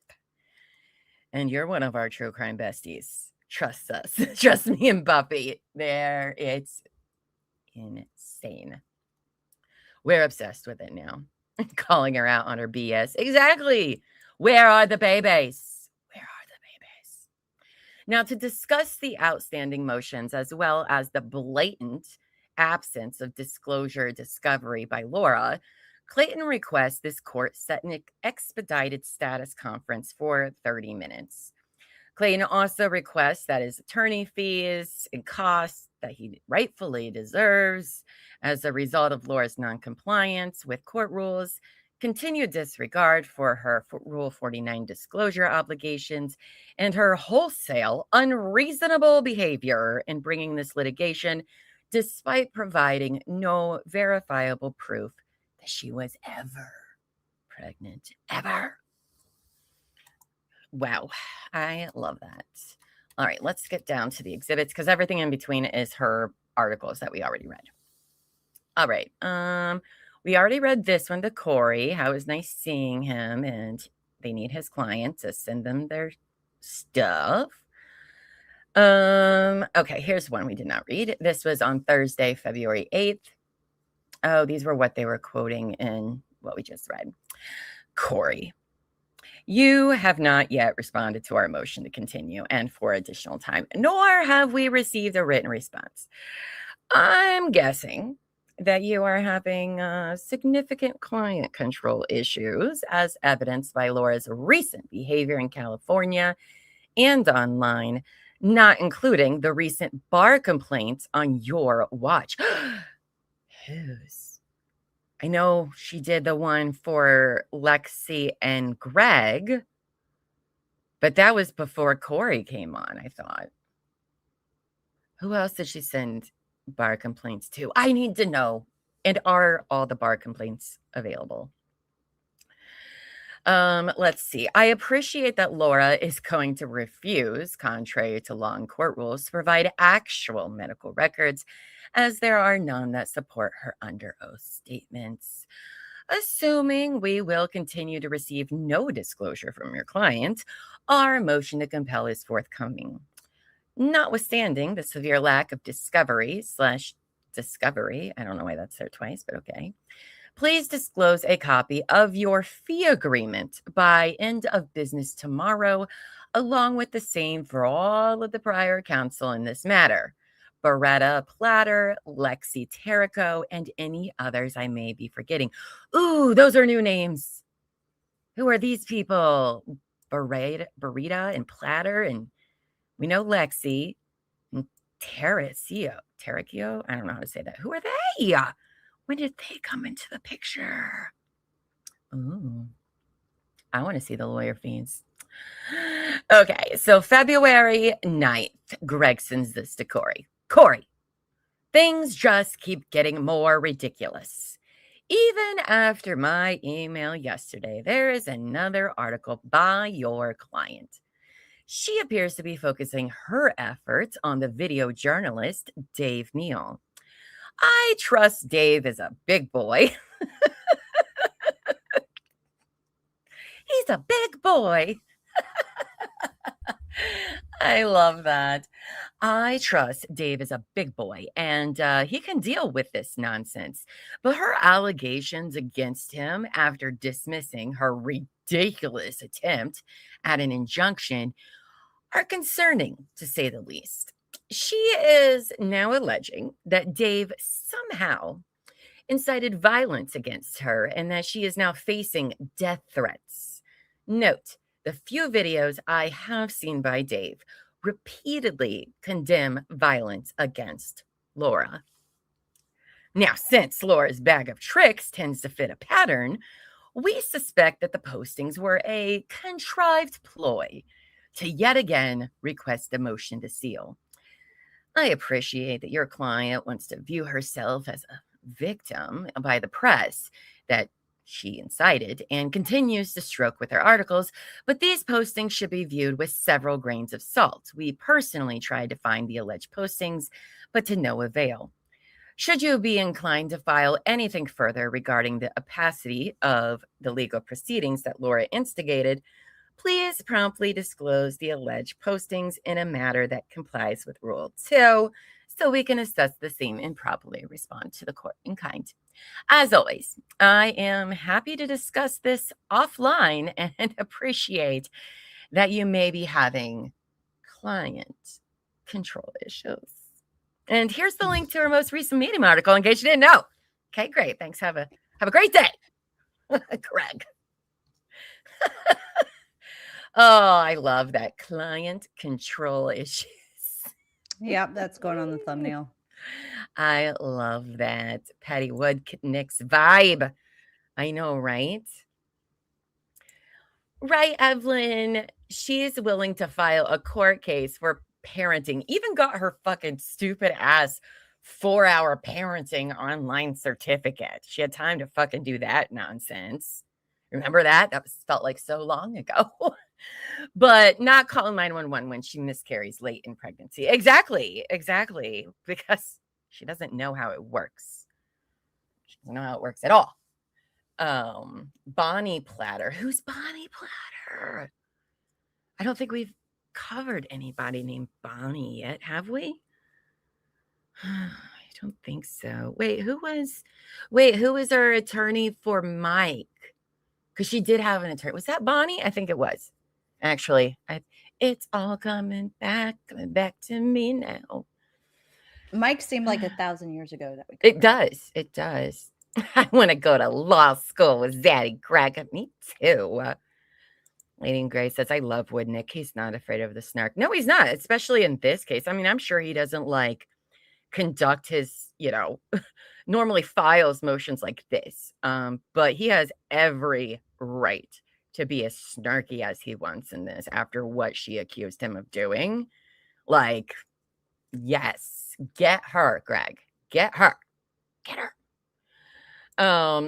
Minnie says she's willing to go to the police because some rando online said something mean about her, but not actually going to a physical doctor when she thinks she's miscarrying after supposedly miscarrying before. Exactly. Or she only sees people online. Ugh. Ridiculous. Let's see. Oh, kind of like the song P Control. Oh, yes. All right, so there was that one. Now, next up, we got another article, and this one is probably going to be what pisses me the fuck off. So everybody get prepared.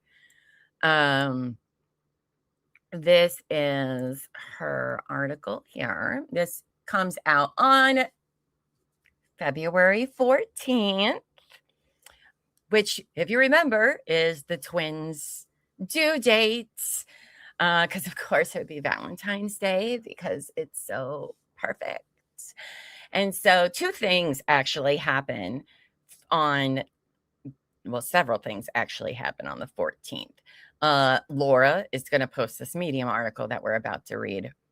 Judge Mata denies Laura's motion for confidentiality and preliminary protective order, denied. And then we're going to get a phone call from Laura to the police. So it'll be a role play, Buffy. So get ready. You can pick who you want to be when we get there. All right. So this fucking article called From Miscarriage to Mockery. This is probably where I'm going to need wine after this. Let's see what this dumb bitch has to say about this. Today marks a day that has loomed heavy on my heart for the last 9 months. It was supposed to be my due date, but there was no promise of joy this morning, no anticipation, only the profound weight of sorrow and an unmistakable feeling of loss. The journey through miscarriage is in itself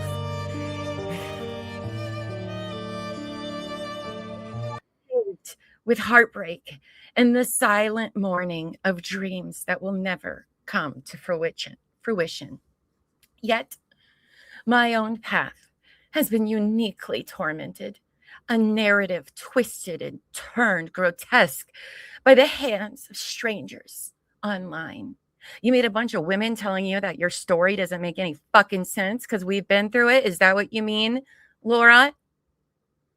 Shockingly, the would-have-been father has fueled this torment, appearing in a shirtless Instagram post today, grinning from ear to ear, gleefully proclaiming, you know, in a parallel universe out there, someone's giving birth to twins today, but not this one. That's not dramatic at all. Cruel, insensitive, heartless, immature, and irresponsible are just a few of the words that come to mind when I saw what he posted. His public denial of sexual intercourse last May, despite his actions of purchasing a pregnancy test last June, insisting I take it in his presence, and it coming back positive, adds a layer of surreal betrayal to my grief. He now parades a narrative that denies the very possibility of conception, claiming there were only 2 instances of oral sex combined with a lot of naked grinding. There was fingering too. You said that, actually. Your words were dry humping and fingering. I know, because I read them out loud and laughed. So you said that, babes. Over the course of a night we spent together at his apartment.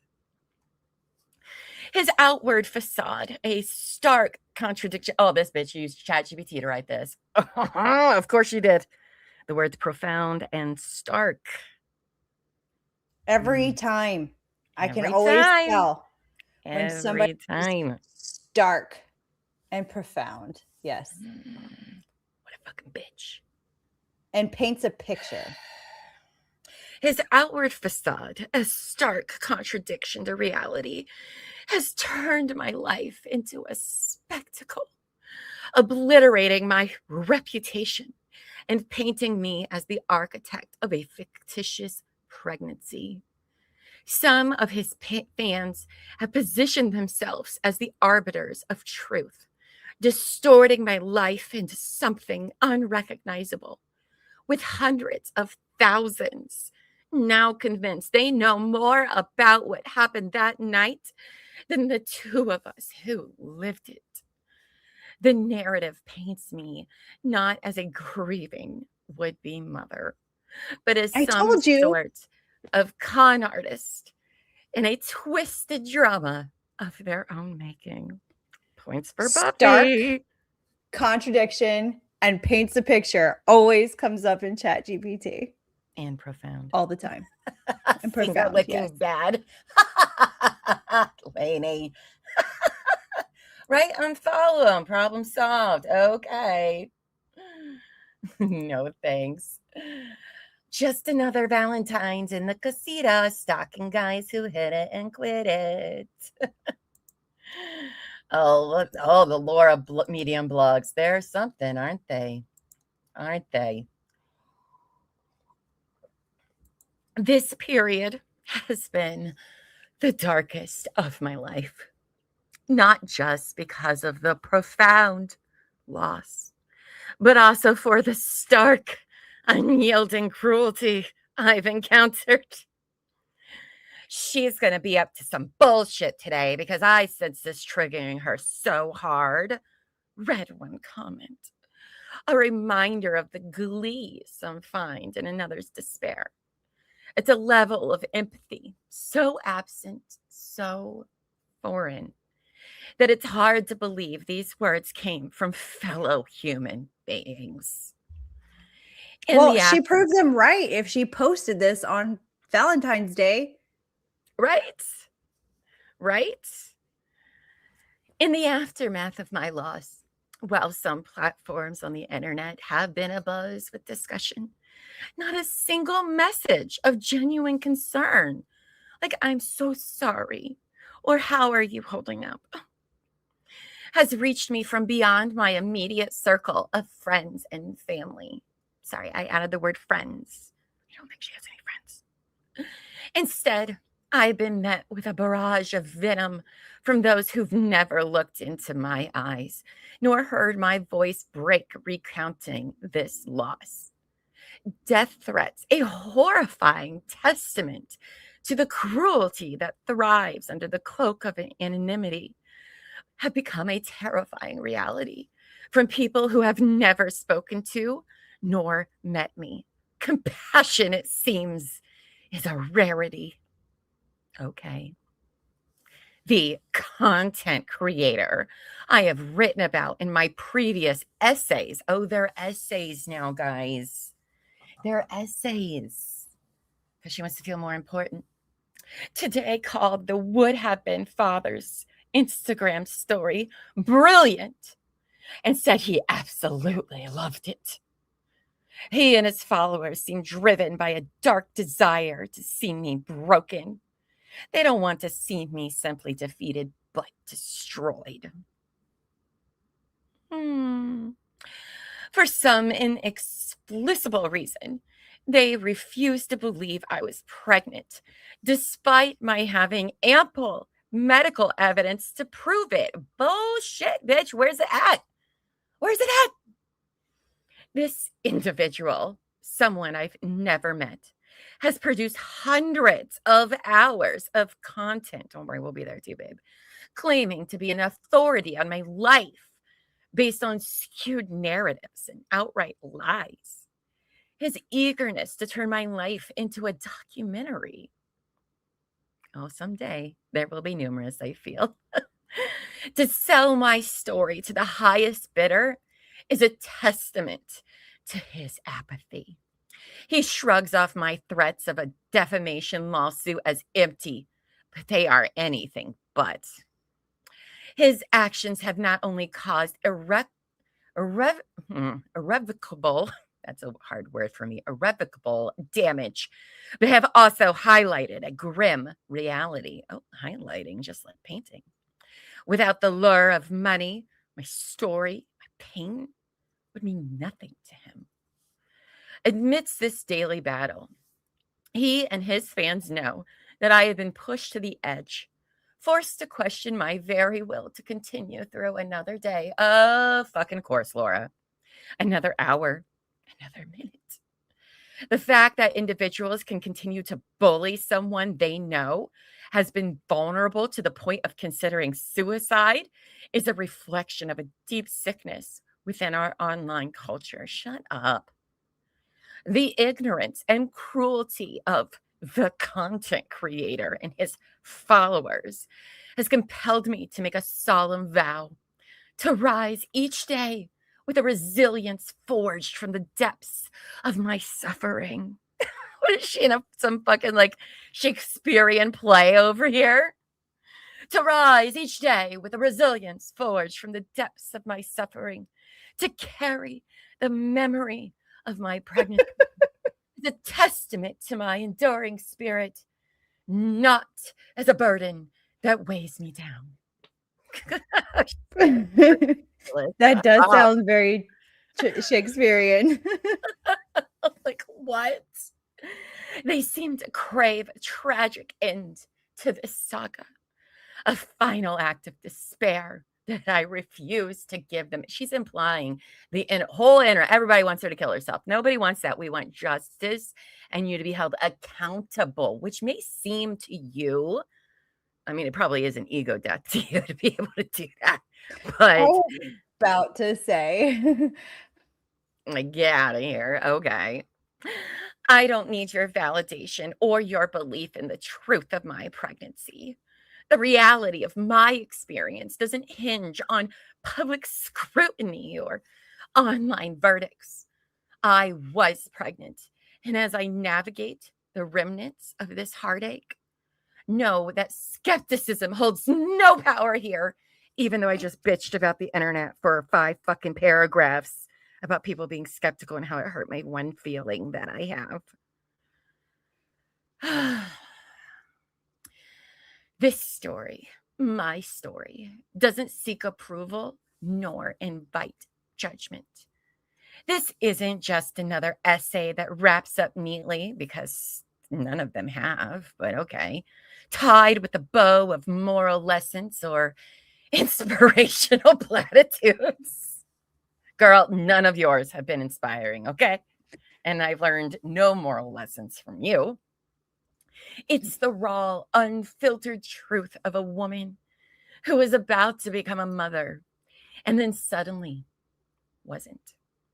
It's about the pain of that loss and the added pain of being judged, doubted, and attacked by people who saw my deepest sorrow as an opportunity for entertainment, scorn, or judgment. It's about still standing in the aftermath of a tragedy that was made all the more unbearable by the cruelty of those who forgot how to be kind. You guys are assholes for forgetting to be kind. How dare you? How dare you? Oh, look at that. Laura has 30 followers at this point. I love that. I love that for her at this time. All right, listen here, bitch, okay? The audacity of you to title that From Miscarriage to Mockery is fucking offensive, okay? You didn't have one. We all know you didn't have one because, and that's my opinion, but it's pretty fucking obvious you've never been through it because, listen, Laura loves being a victim, right? She fucking loves it. And she loves to tell these guys to say anything, to weaponize anything against them about how much they've hurt her. All right. So as somebody who's went through it, it's an awful fucking experience. And she would absolutely weaponize that grief and feeling that you have every single 10 minutes because you're reminded when you go to the bathroom for 2.5 weeks of what is happening to you. She absolutely would have written fucking 5 novels a day to Clayton to be like, look at what I'm going through, you fucking piece of shit. You know what I mean? But she didn't do that. And that's how I know she's lying about ever having one, because she absolutely would go into great detail about how it actually goes down. You know, I've said this before. She makes it sound like miscarriages are the equivalent of a poop. They're like, oh, I did it. It's done. I'm fine. I'm fine. We're all done now. It was fine. And that is not what happens, friends. It is not what happens at all. It is a very long process. And even after you pass the baby, it is another 2 weeks of heavy bleeding, like unbelievable. I didn't even know that it was possible for that to happen, you know, and you remember every single second. And she doesn't actually tell the whole story. And I mean, it's not, listen, women do not have to share their stories of miscarriages. That is not, I do know it is a very personal thing and traumatic thing to go to. But if you're going to claim it as much as you did and as much as you love bitching about how you're hurt all the time and everything, she absolutely would have written about it. I mean, it's been 1.5 years since we had our miscarriage. It was 10 weeks, you know, a week before we were supposed to go see the baby.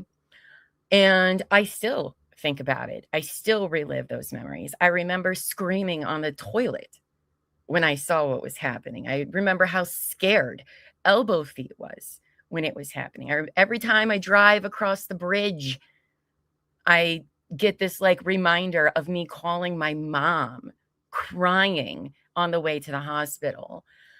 I remember learning what was happening. I remember 2.5 days of, I even remember asking my doctor, what's going to happen? Because you don't know, you know, I'm like, what does this even mean? Like, what's going to happen to me? Like, I don't know, you know, and it still took 2 days to pass the baby. And it was awful. It was absolutely awful. And then afterwards, and the day after the hospital, the day we knew it was happening, because when we went to the hospital, they did say there was a heartbeat. And they were like, well, the baby's still viable. It has a heartbeat, you know, just keep an eye on it. And inside, I knew exactly what was happening. There was no way that the amount of that blood was just a little thing. There was no way. I knew what was going to happen. And then in the morning, and I'm going to be graphic, because let's be graphic. This is how we know she's a fucking liar.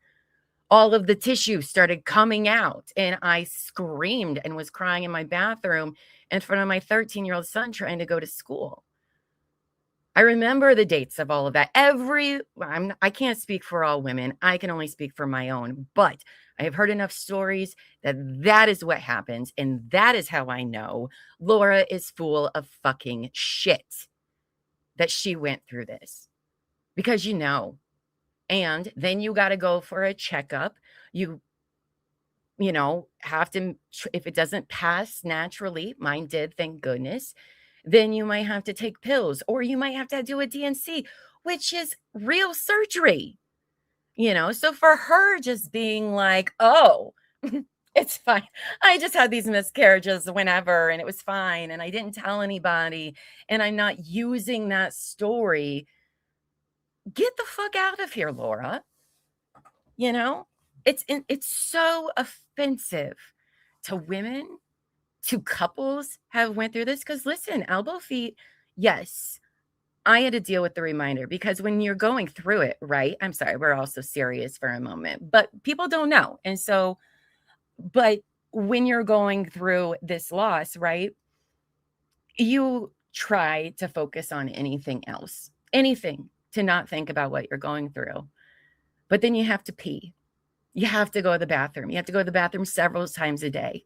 And so when you finally get to a point that you're okay, there it is, another sign of what's happening to you.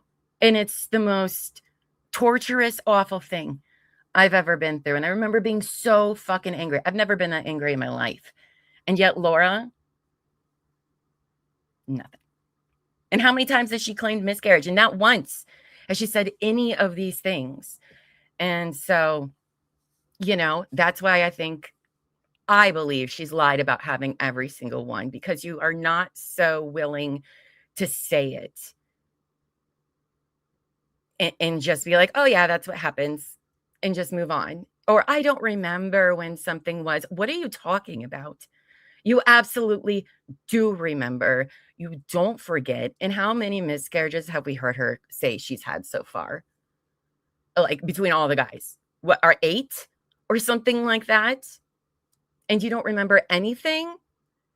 This is why nobody believes you, Laura. This is why women don't believe you, because we know how it goes. So that's enough of that serious conversation.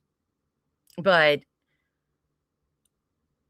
it just, this actually, what she did this Stormy in stealing that ultrasound, I can never forgive her for doing that. Stormy may forgive her, I don't know, but no, I will never, I will never forget that she did an awful, horrific thing like that. Because who does that? So, yeah. And listen, it's not just miscarriages when that happens, abortions as well. It's how the body works.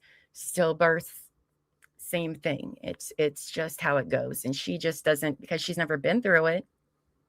She doesn't know that. Because it's not like a period. It's nothing fucking like a period or a poop. Though there was also lots of poop too. I'll be honest with you guys. It was fucking a nightmare. Yeah. So my heart goes out to everybody else that unfortunately became members of one of the saddest clubs.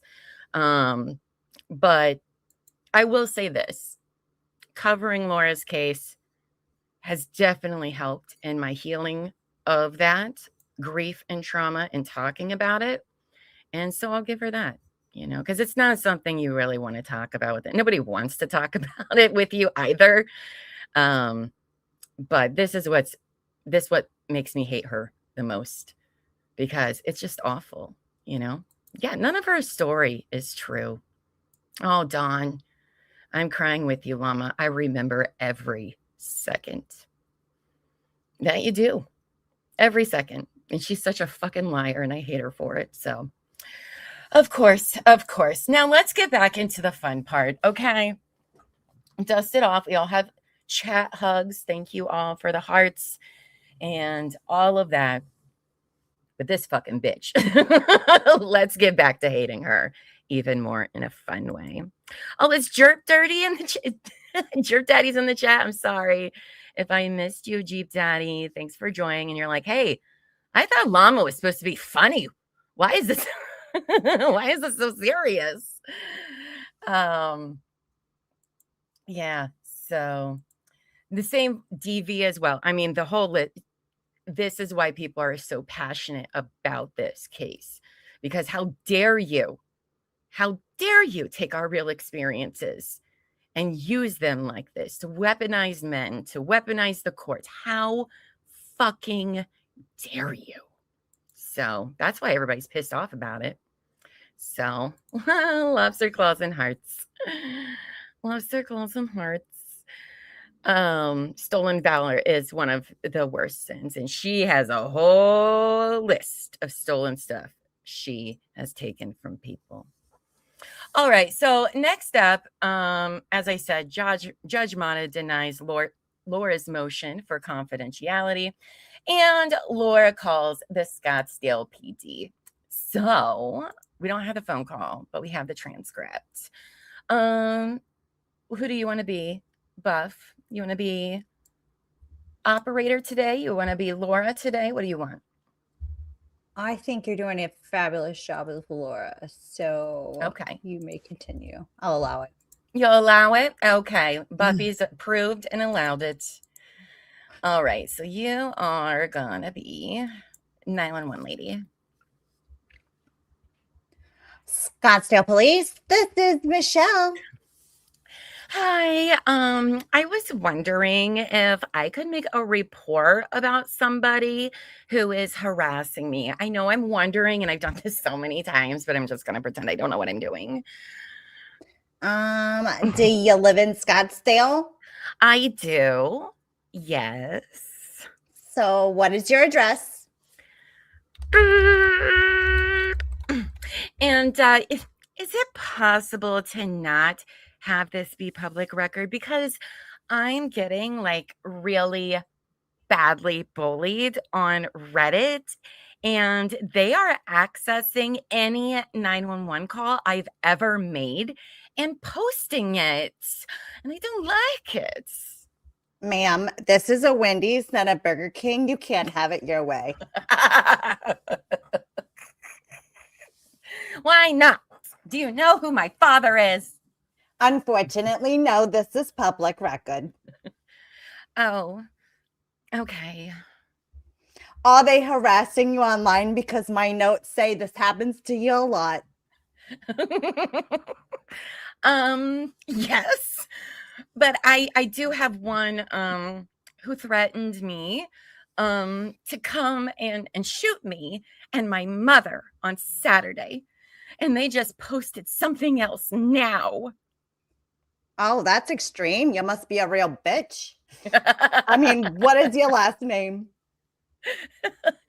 Owens, and I know how to spell Owens. And what's your first name? Oh, wait, I already have that on record. We have you as a habitual caller. Also known as Laura. Yeah, got it. And what's your phone number? Beep. Is that a fake one or a real one?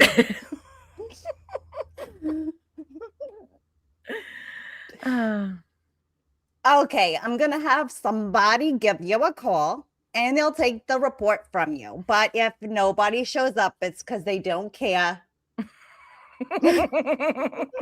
But if somebody shows up to your house, call us immediately on 911. Do you need the number again?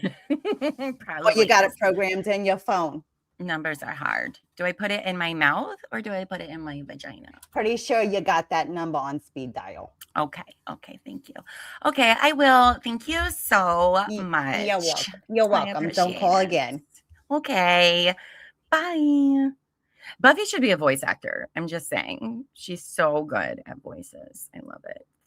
Oh, he's off-road and entropy. There we go. I can do names. Hi, G Daddy. Hope you're doing well. Holly says, oh, this is an excellent point, Holly. They're going to have to cover all their bases, right? Even in jury selection, if this goes to trial, they will ask the women if they have experience in miscarriage. That in itself is re-traumatizing. Not only miscarriages, DV, all rape, all the fucking bullshit that she's listed. I mean, that's why she's fucked. Quite frankly, she's fucked. Hello, Stringer Bell. Hope you're doing well today, babe. Don't call again. Oh, you're so great, Buff. All right, so she, is upset about that. Then we have, we're switching over to Greg's case real quick. We're not going to really spend a lot of time on it because remember in the last couple months, they had the hearing, which was fucking bullshit, where the judge, who I honestly think couldn't be bothered, was just like, you know what, fuck it. Nobody's winning anything. Calculate up attorney fees or whatever and, send it in, right? So they've been arguing back and forth of who should pay attorney fees. Laura's side is like, nobody should have to pay anything. We just pay for our own. And Greg's side is like, bitch, no. I want you to pay because it's your reason why I'm here. So they've been arguing about it for 2 months. We haven't covered it because it's literally the same thing said over and over. Why did I say that? Like I was from Minnesota or something. It's your silly voices getting to me, Buff. So now in Greg's case, remember, Woodnick used to represent him, but then Woodnick went off the case for, because Laura was a fucking bitch and made up these allegations and other reasons as well, right?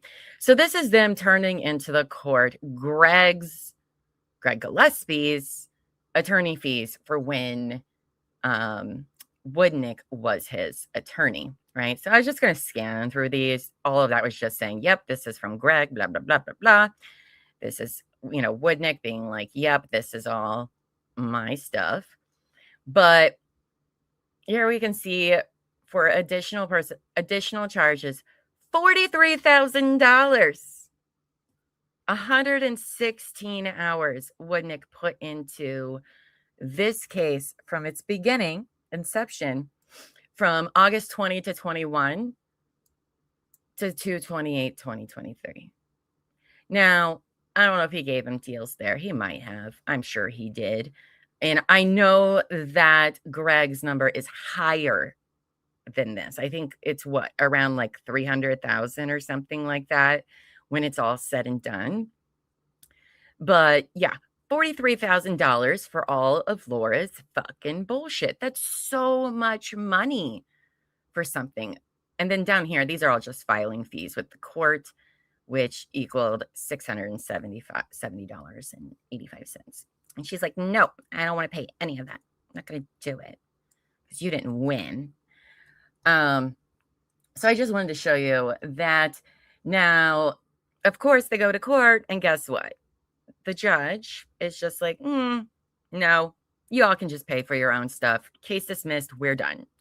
So that's what pisses me off about Greg's case, is that literally there was nothing done at the end. And all for what? Fucking ridiculous. Pisses me off. So that was February 16th, 2024. So now Greg and Laura's case is done. Then next up on the list, February 16th, 2024, Judge Mana grants Laura's motion to quash her deposition until the motion to dismiss is ruled upon. No further depositions shall be scheduled until such time the dismissal is adjudicated. Which brings us to the February 21st court hearing time. Lobster claws. I'm excited about this. I don't know if you guys are, but I love it. And I think the audio is pretty good. Again, we're getting this hearing from Schnitzel Ninja.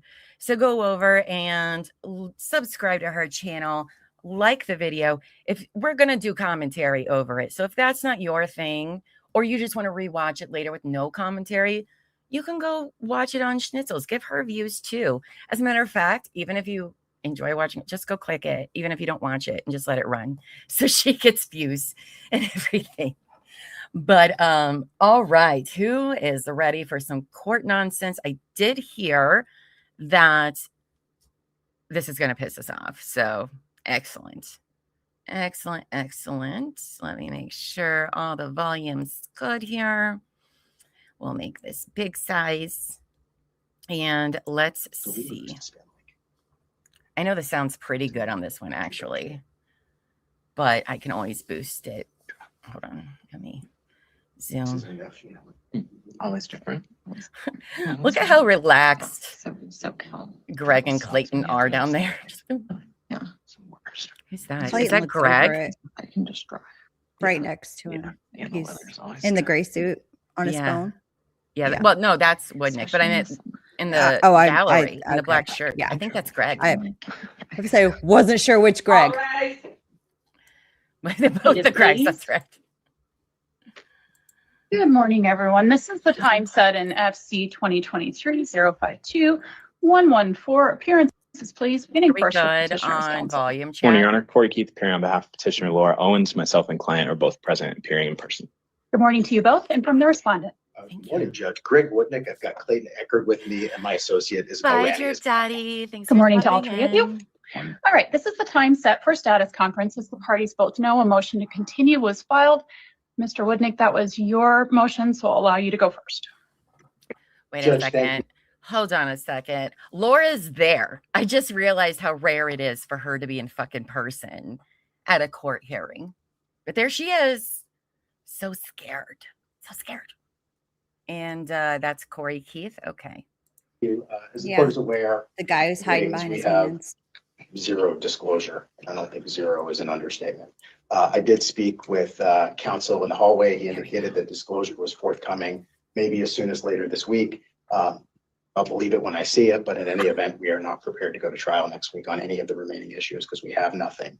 I'm asking the court to reset the trial for 45, 60 days, whatever the court's availability is. And I'm asking the court to give us 2 hours.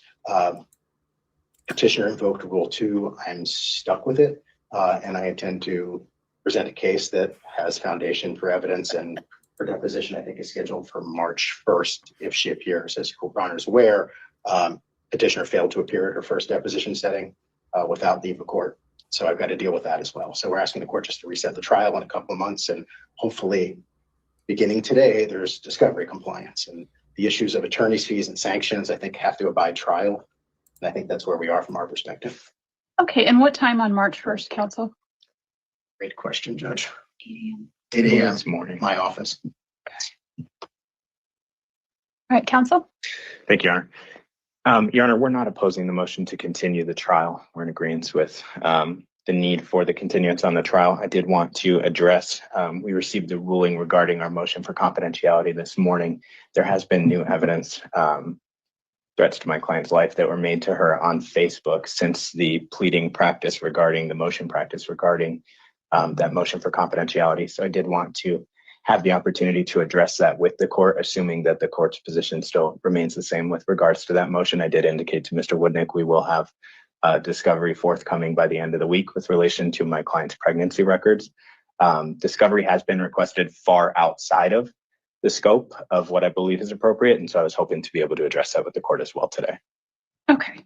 All right, so we'll deal with the motion to continue first, then we'll deal with re-urging on the confidentiality and the discovery. Understood. Any final thoughts, Mr. Woodnick? No, I certainly have argument on all of the confidentiality issues, and I think Your Honor ruled on it, but I'll save those for later this morning. All right. All right. The court will grant the motion to continue. The court is going to vacate the hearing. I believe we had set for the 27th. Yes, we're going to vacate the evidentiary hearing set February 27th at 4 p.m. The court will grant the request to extend the hearing time to 2 hours. I wish I could accommodate 45 to 60 days. We're setting out much further than that, which I apologize for. But Layla, what's our first available 2-hour setting? It's going to be June 10th, Your Honor, at 8:45. All right, everyone check your calendar and see if that works. That would be in person again.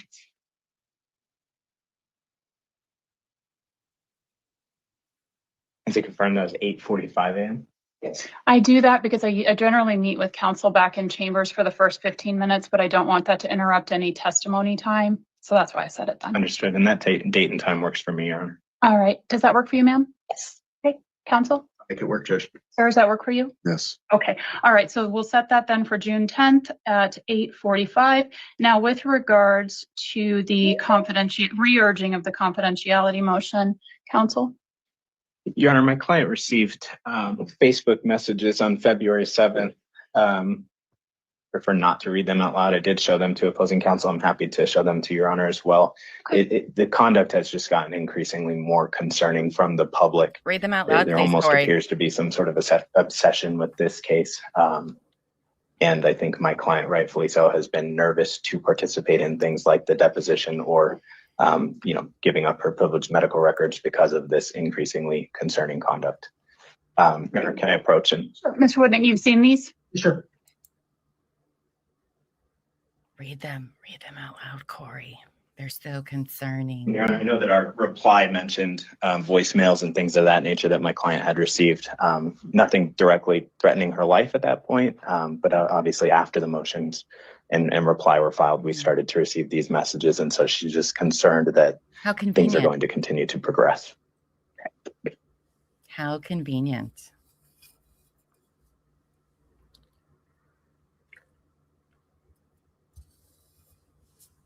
And Your Honor, I'll just note as well, the person who's referenced underneath the comment that was made is my client's mother. And then I think they're trying to send over her identifying information as well. Some sort of insinuation that they know where she lives and things of that nature. They had the wrong address, though, remember? Okay.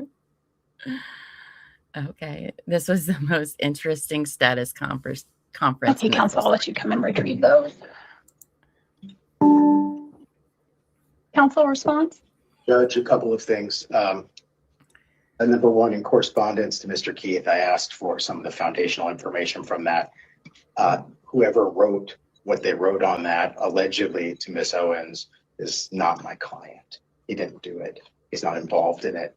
So I appreciate that that's not the suggestion here. Whoever wrote that, it's inappropriate, but all of the reasons. Certainly not a reason to enter confidentiality orders or any sort of sealing, which I assume is going to be Mother's next in the court, that these are both public figures. And I think that the First Amendment doesn't matter. Anyone who might be mind, please mute your phone or your tablet. Go ahead, counsel. What? These are both. Oh, somebody's in on the call. Yeah. My ADD does not do well with those noises. Thank you. Judge, these are public people. My client wasn't behind whatever that text was. Frankly, there's a level of incredulity regarding that. I'm not so sure that that text is actually real and it wasn't generated to create an argument to seal or for the confidentiality issue. I can tell Your Honor that we're going to treat Ms. Owens records if she by them. In this case, it's now 7 months along, as we are supposed to, pursuant to the rules. Just like I'm going to treat her as we're supposed to when I depose her. Jackpot machine. But I certainly don't think that some random Bachelor fan maybe put a really inappropriate text to Miss Owens maybe is warrant for the court to do anything other than that's what it is. Remind everyone to act professionally, which has always been my intention. Thank you. Final thoughts? All right. Agree with Mr. Woodnick in part. This isn't his client, in my opinion, that's making these statements. However, when you couple the statements that are being made that appear to be getting progressively worse with the instances that were cited in our reply, the civil welfare checks that were sent to her home, the calls to her personal cell phone, when you couple all of these things together and look at the fact that they're getting progressively worse, and my client is now being essentially compelled to produce documents pertaining to her medical history. As she should. We don't anticipate this getting better, Your Honor. And my concern is that as this continues to get worse, we start to continue to talk about the safety of the parties involved. I understand that we're talking about public figures to an extent. My client has taken a significant step back. I don't know if, in my opinion, I would classify her as a public figure. She may be. Shut up, Corey. Your client has taken a step back. She wrote 2 fucking articles. We just read them, Corey. She classified herself as a public figure, though. Right. What? Corey, get out of here. She has a podcast. She has her face on fucking everything. Her parents are famous, Corey. Gosh. Okay. All right. Oh, Corey. Is making statements now to try to defend herself and defend her name. But, Your Honor, my concern is that if this continues to worsen, and like I stated in my response, we don't know what state it's going to get to. We also have witnesses that are afraid to come forward to testify on my client's behalf because they're afraid of what's happening to my client and her family. They're so and scared. so for those reasons, we believe that it's worth at least When her only requesting witnesses that the are court her reconsider family. the ruling on the motion for confidentiality. Thank you. Okay, the motion to reconsider is denied. However, we will have the minute entry reflect that Arizona, it's ARS Supreme Court ruling 122 is in effect, meaning all media requests must be through the Maricopa County Superior Court. There Isn't are she not pregnant statutory anymore? requirements that include using audio only for witnesses, fuzzing people's face out, things like that, that could give some assurances of either anonymity or whatever else may become an issue. I agree the court has absolutely no control over what people post online. It is absolutely inappropriate to threaten people generally. So the court doesn't condone that behavior. However, I don't think at this point it rises to the level of designating anything confidential. So I'm going to affirm my prior ruling on that, recognizing that there may be evidence presented at trial that will require certain exhibits be deemed confidential because of their medical nature or addresses or other things. So the parties need to be prepared to tell me which exhibits at trial need to be designated as confidential, and I'm more than happy to do that. Now, counsel, you also said there was an issue with discovery. Yes, Your Honor. Your Honor, my client understands the court likely in need, based on the recent ruling, for her to disclose things like her medical records pertaining to the pregnancy. It's been mentioned in the pleadings that opposing counsel has requested that she sign HIPAA releases. Opposing counsel has also sent requests for production of documents. Those HIPAA releases request 5 years of her medical records. Under the recent Como ruling back in 2022, we don't believe that that's appropriate. We believe and are asking the court to order that while she should comply with requests for her medical records, it should be pertaining to the pregnancy, the only issue that's outstanding in this case. And on that note, Your Honor, there were 2 rulings on my client's previous motion to dismiss, one which granted in part and left open the issues of attorney's fees and sanctions, and one which I received yesterday, which just outright denied the motion. And so I just wanted to make sure that we were still only talking about attorney's fees and sanctions. And if that is the case, I believe that my client's medical history pertaining to whether or not she was pregnant in this matter is what would be appropriate and relevant for the court to have testimony on at the upcoming trial. Okay, before I get to you, counsel, and then obviously you'll have final thoughts to go back to that. The court's intention was to deny the motion to dismiss at this time. So that's the ruling that stands. Mr. Woodman? Judge, I appreciate the Como decision, and I appreciate Mr. Keith's argument. The problem is the nexus of our Rule 26 issue, which is that the entire action was filed in bad faith, is not a fishing expedition under Como. Como was designed to stop parties from fishing expeditions. That's not it. We are looking very specifically for the mental health and medical records that would explain why someone would fabricate a pregnancy, why someone would appear in court in front of Judge Gail Ketsis with a 24-week abdomen, tell Judge Gail Ketsis that they were pregnant, and then magically the babies are gone. And I think in order for us to do that, we have a right to get the relevant mental health records and the relevant medical records. And I also remind the court that that does include the fact, as we've pled here, that there's a history of the fabricating behavior. That's actually the nexus of our Rule 26 motion. For Rule 26, which, to make a clear record, is really Arizona Family Court adopting Rule 11, Civil Rule 11, not Mental Health Rule 11, but Civil Rule 11. And it addresses the propriety of filings and the propriety of signing filings that were signed by Ms. Owens directly. And she filed them, and then she filed multiple filings after that. And every single one of those filings made claims and assertions that this court has an absolute authority over.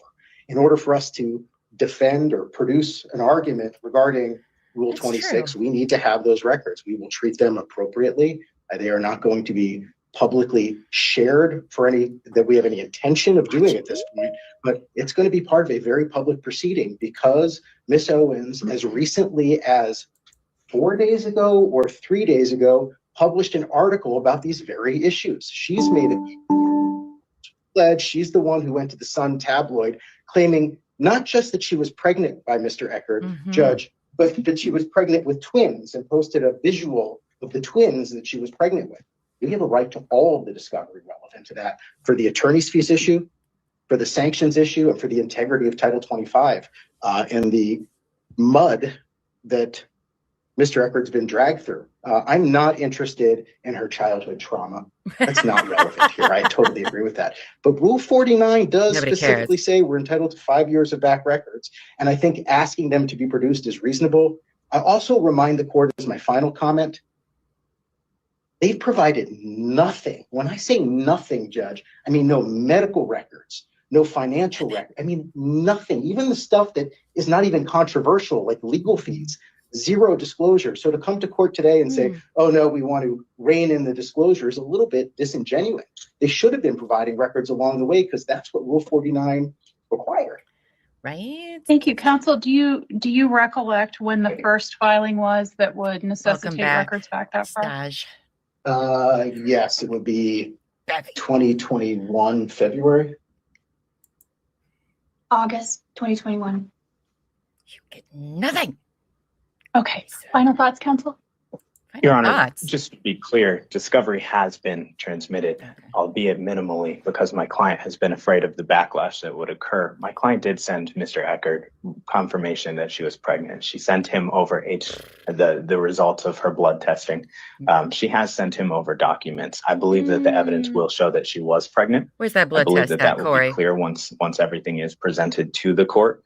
And I don't believe that it would be appropriate for her to have to disclose records dating back to January 1st of 2018, as the respondent is requesting, addressing her anger management, substance abuse, domestic violence, and additional things. This is a fishing expedition. This is what's covered under COMO. The difference is we don't even have the situation under COMO, Your Honor. We have a situation where there is no child. There are no best interests of a child to be considered. We have a situation where the respondent is on a fishing expedition. He's trying to pull things in and twist stories of previous incidents against my client to make it seem like she's fabricating these allegations. When the reality is, and like I said, I believe the evidence will show this, my client was pregnant. She did have a miscarriage. She's no longer pregnant. And I believe that the evidence will show that. And so for those reasons, we're asking the court not to allow this fishing expedition. They're requesting documents dating back to January of 2018.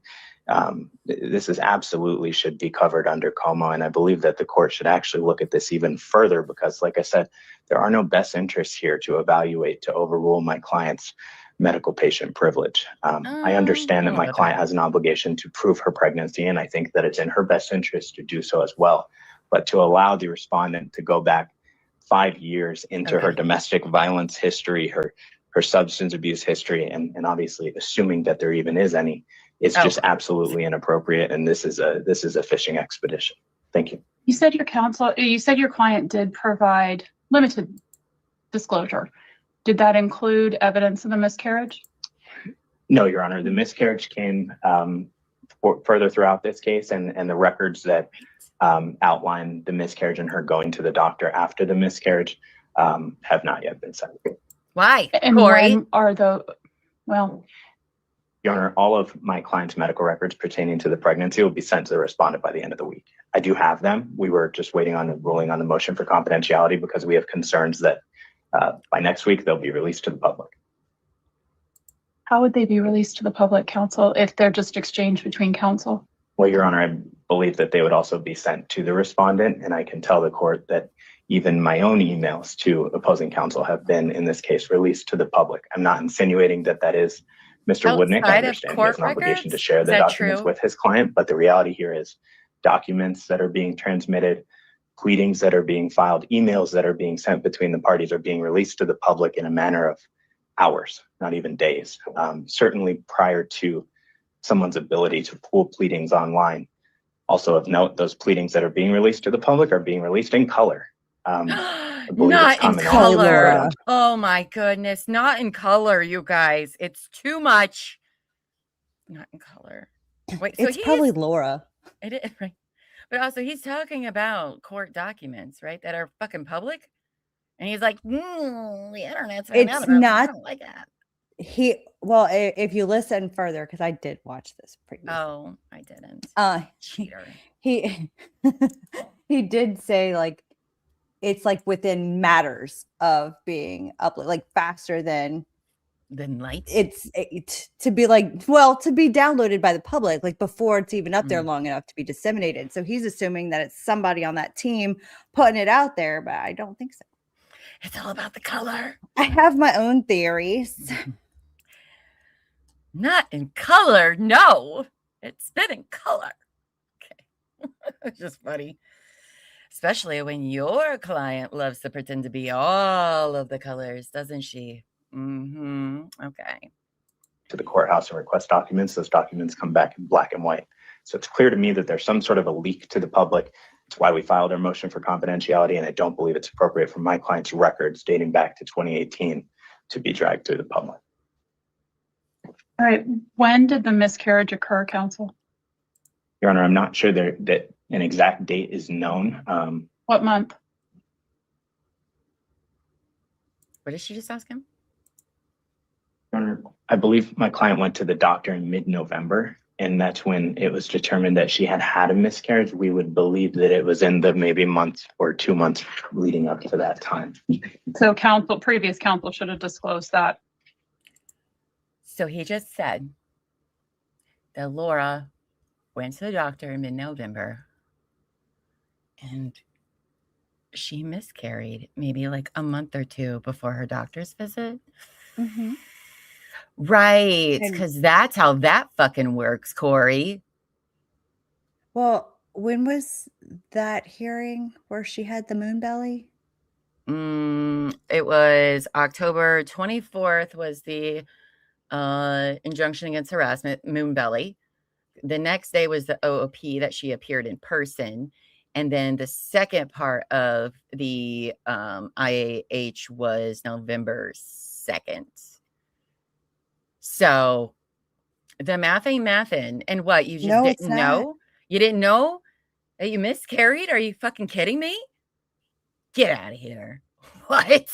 Well, Your Honor, she went to the doctor and then she found out, well, guess you're not pregnant anymore because that's how that works. Okay. Okay. Let's see.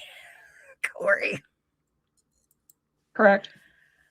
Well, Your Honor, I believe that the increasingly concerning nature of this case and the request for confidentiality and the request for the dismissal, I believe that given the fact that everything my client sends to respondent is being shared with the media, I believe that warrants at least some degree of the court finding her actions to be reasonable. She is actually receiving threats to her life, voicemails on her phone. I mean, this is concerning conduct from the public. And so we were just waiting on, same thing with the deposition. I told Mr. Woodnick we would appear for a deposition. I'm sorry. I wasn't sure why are we backing up for? To hear that again about his lame excuse? Okay. Let's see, where are we at now? 20. All right. We'll do that. Sounds good. Let's just hear what dumb shit comes out of Corey's mouth, shall we? Okay. That's Woodnick still there. There we go. Okay. Given the fact that everything my client sends to respondent is being shared with the media, I believe that warrants at least some degree of the court finding her actions to be reasonable. She is actually receiving threats to her life, voicemails on her phone. I mean, this is concerning conduct from the public. And so we were just waiting on, same thing with the deposition. I told Mr. Woodnick we would appear for a deposition if the court ordered us to. We just wanted to have the motion to quash and the motion for confidentiality ruled on prior to doing so because we wanted to have the court's input into if those things were necessary. But counsel, my follow-up question to you then would be, if she had disclosed it in November, wouldn't this case have simply gone away and these issues wouldn't remain? Well, no, Your Honor, because she did disclose the fact that she had a miscarriage. It's well documented in our pleadings. I understand that the medical record either, but my client does have a patient she has privileges that in this case are not only being not considered or not fully considered, but it's being taken even further, and her documents are being, I have no doubt that the second we send over that disclosure statement by the end of the week, all of her records will be on Reddit. And so, Your Honor, I don't believe that. I understand where the court is coming from, and I think that had there been some sort of an agreement, we've offered for the documents to be shared between counsel. I've offered for him to come to my office and see the documents. And we've had some discussion about that. Obviously, the recent pleadings, I think, may change that from the court, but it's not us trying to hide the ball. It's us trying to make sure that my client's medical records aren't shared with the entire world.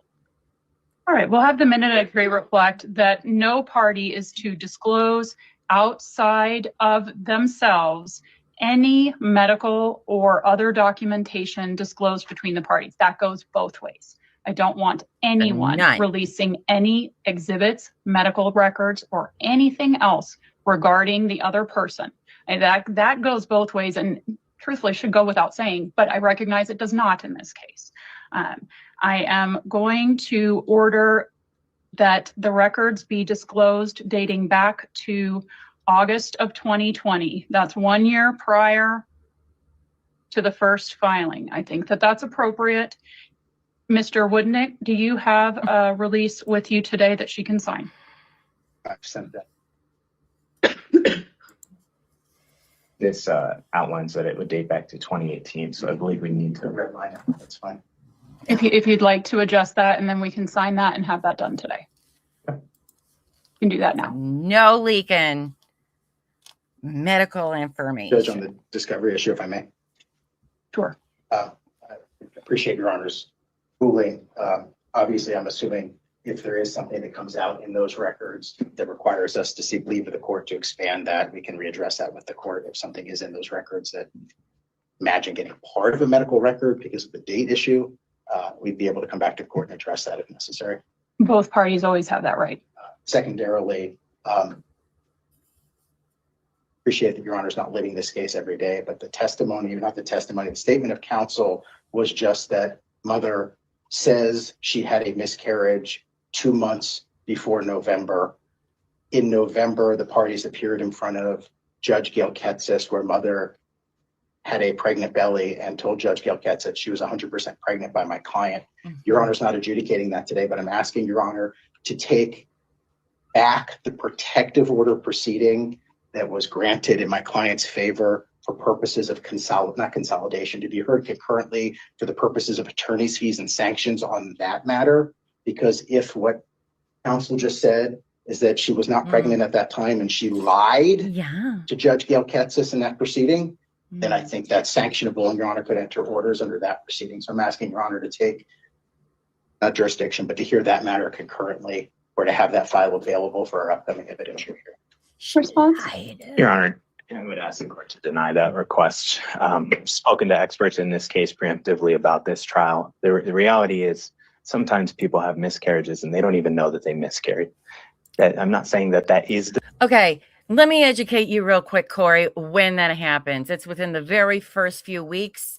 Woman doesn't even know, and it happens a few weeks after their missed period. Of course, they don't know that they miscarried, but after a certain fucking point, Corey, you fucking know, okay? You fucking know. So shut your mouth. Especially if she already has 17-0. a high-risk Sure, pregnancy certainly. and she's at the doctor as much as you go to the doctor in a high-risk pregnancy. Exactly. Also, you would be feeling kicks by now. At 24 weeks. And lots of, and you're But supposed now- to like count them. Yeah, but now she actually lost them 2 months ago. And here's the other thing too, if you've never been through it. So literally your body starts to go back to normal. Like you know how like you can feel like you're pregnant when you first get pregnant? You can also feel when you're not pregnant when you lose the pregnancy. Your boobs start going down. Your stomach starts, going down and things like that. You fucking know. You know. I do know a woman who she was pregnant with twins and she lost them and she had to carry them to the end, but it was further along in the pregnancy, and they just made her like she just had to keep carrying them for a while. It was weird. I say replay the shit. She lied. She lied. Even at 6 weeks, women know. Yeah, but also it's not uncommon, from what I've understood, that some people just think their period's late. They don't even think about being pregnant. And then when they realize it's not quite a normal period, or it might be more, I mean, that does happen. That is reasonable. This bullshit, get the fuck out of here. Because even if she loses them in September, October, it's, May to June, June to July, August. We're still in the second trimester, boo-boo. All right? Still not helping your case. So you Fu Kong, no. That's right, you do. All right, let's see if I can. When does he say that? When he's standing up or something? Yes. Fine, we'll do it here. I think it's we'd here. be able to come back to court and address that if necessary. Both parties always have that right. Secondarily, appreciate that Your Honor's not living this case every day, but the testimony, not the testimony, the statement of counsel was just that mother says she had a miscarriage 2 months before November. In November, the parties appeared in front of Judge Gail Ketsis, where mother had a pregnant belly and told Judge Gail Ketsis that she was 100% pregnant by my client. Your Honor's not adjudicating that today, but I'm asking Your Honor to take back the protective order proceeding that was granted in my client's favor for purposes of not consolidation, to be heard concurrently for the purposes of attorney's fees and sanctions on that matter. Because if what counsel just said is that she was not pregnant at that time and she lied to Judge Gail Ketsis in that proceeding, then I think that's sanctionable, and Your Honor could enter orders under that proceeding. So I'm asking Your Honor to take, not jurisdiction, but to hear that matter concurrently, or to have that file available for our upcoming evidentiary hearing. Response? Your Honor, I would ask the court to deny that request. Spoken to experts in this case preemptively about this trial. The reality is sometimes people have miscarriages and they don't even know that they miscarried. I'm not saying that that is the circumstance here. I certainly wasn't present. Saying that my client has not lied in this case. She has not intentionally lied to the court. Whether or not she was pregnant on that date, I think she could have testified that she was pregnant and she could have had a miscarriage days prior. I don't know, but I believe that I don't know how the female body works, but it could happen. It could happen. She could just not know. Get the fuck out of here, Corey. Shut up. Shut up and sit down. Don't believe her nonsense. She doesn't even know how the female body works, Corey. For fuck's sake. Get out of here. The testimony in her deposition, the testimony in her final trial, and the expert testimony that will come with it will make those things clear. I believe it'd be absolutely inappropriate to throw out previous proceedings in this case based on my statement, not even my client's statement. There would need to be an evidentiary hearing in order for that to be proper. But I think that's what he's asking. He's asking that the evidentiary hearing be wrapped into this. And Your Honor, that's not appropriate. The evidentiary hearing has already been done. And like I said, my client's statements that were made during that hearing were true to the best of her knowledge. The reality here is sometimes women believe that they're still pregnant when they've had a miscarriage, and they don't know until they go to the doctor that their levels are no longer appropriate for a pregnant woman. I do believe that that is what occurred in this case. Timing wise, I don't know if any of us will ever be able to tell exactly when that miscarriage took place. But I do know that my client from our conversations did testify truthfully. And she would know if she was actually pregnant. She would fucking know, Corey. None of us may ever know. Actually, there's lots of ways they can find out. But sure, Corey. Sure. Why not? She never went to the doctor. Exactly. Well, okay, let's use my experience as an example, right? At first I started bleeding.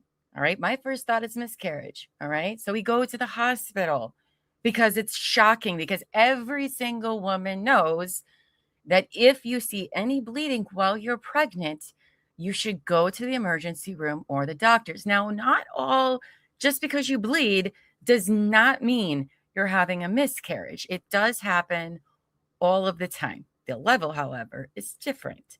And so then You go to the doctor, they can run a blood test to see where your HCG levels are. They can do an ultrasound to see if the fetus is up in the uterus or if it's moved down into the cervix area. And then that's when they know you've had a miscarriage. You know every single second of every single fucking day, Corey. But sure, we may never know the mystery of the miscarriage date. Oh my God. It's very embarrassing for him. I mean, yes, he's doing his job. All right. But come on. This is why I let Corey later notice candor. Yeah. Just crazy to me. Ugh. It could happen, guys. Hi, Liz. It could happen. It reminds me of that little boy from Angels in the Outfield. You guys remember that movie? Well, it could happen. That's how it makes me feel. Exactly, Deb. Many of us have been there, Corey. Fuck's sake. Okay. There were not misstatements that were made there. We're certainly not intending to change her testimony. But like I said, we have spoken to experts that have identified that sort of occurrence does sometimes happen. Follow-up question to his comments. totally. Counsel, are you asking that I revisit the order against harassment or just for purposes of fees and costs? Just for purposes of fees and costs, because the order was appropriate that Judge Gilketsis entered. However, she did not order fees and costs. I would contend that if she knew what we think the evidence will show, which was that Ms. Owens just lied and said she was 24 weeks pregnant with twins, and then apparently had a miscarriage apparently 2 months earlier, that had she, if any of that is true, that had she known that that was her testimony at the time, she would have ordered. If any of that was true. I love that. And, also, as Buffy said, at this point, you got 2 babies in there and you're going to feel them moving around. Another thing, if she ever bothered to fucking go to a doctor, if she was really pregnant, they'd be like, hey, if you don't feel any movement for a while, that's kind of, it happens, but also it's another thing that you usually keep an eye on, at 24 weeks, they're still very tiny, but boy, do you know that they're there. So he tried real hard, didn't he? I love this.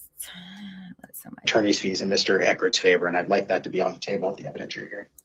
Okay, so then if I'm hearing you correctly, what you're saying is the separate cause number is, you think, what delineates and prevents the court from awarding fees and costs at our evidentiary hearing in its totality. I'm not even sure if I'm right about that. I know that the court changed the rules and required us to use different cause numbers. Otherwise, it's the same parties, and it could be the same cause number. But our rules require us to have 2 separate cause numbers for the protective order proceeding, which has already been granted, and this tail end of a paternity matter. I'm just asking that Your Honor treat them as one for purposes of any attorney's fees and sanctions you may choose to order at the upcoming hearing. All right, final thoughts on that? Your Honor, this is a res judicata issue. The issue of attorney's fees pertaining to protective orders and injunctions against harassment have already been litigated. They've already been decided. In my opinion, to the extent, well, one, I do believe that it would inhibit, I believe it's a separate case that would inhibit this court's ability to order fees unless it were to be merged, which I don't believe is appropriate with it already being over. If there were more evidence after our trial that would warrant Mr. Woodnick believing that his client would have been entitled to fees, I believe that he would need to take recourse with that judge in that case number and seek appropriate remedies. I don't believe it's appropriate for the court to reissue something that's already been litigated in anticipation of Mr. Woodnick's assertion that there may be additional evidence that would prove his client's claim. There certainly isn't at this point. There haven't been those things proven at this point. So I'd ask the court to deny the request. Did either party have an attorney at that hearing? Yeah. Yes, Your Honor, I believe both. Okay. All right. So then what the court is going to do is the court is going to hear evidence and testimony as it applies to sanctions and attorney's fees and costs dating back to the filing of the petition, all pleadings filed within the Maricopa County Superior Court. So everyone's on notice to be prepared to present testimony and evidence on that. Whether I ultimately award anything as it applies to that case, I can't tell you right now because I haven't heard any evidence or testimony, but I'm not going to preclude myself from that option at this point. So we'll have the minute entry reflect it so that it's clear. Your Honor, if there was, and I wasn't present during those proceedings, but if there was an order denying the request for attorney's fees at that time, is this court setting that order aside? No, I definitely wouldn't be, but are both parties, I recognize that the court can take full judicial notice of the entire docket of the Maricopa County Superior Court. So I don't need your permission to go look at that case, but I do think I need your permission to go watch the hearing. Do either of you object to me going and watching the hearing? Absolutely not. No, Your Honor. Okay, so we'll have the minute entry reflect that between now and June 10th at 8:45, the court will review the order of harassment hearing. Do we know what date that occurred on? The hearing dates, it was split in two. There was October 24th, 2023 and November 2nd, 2023. Thank you. November 2nd of 2023. All right, so the court will review that between now and then, and that'll give me a little bit better idea of what authority, if any, I have. That just wasn't something I was willing to look at until I had the party's permission. Thank you, Your Honor. Okay. All right, and then with regards to Mr. Woodnick's request for the DNA testing and the vital records, is that disclosure you intend to present today or by the end of the week, as you talked about earlier?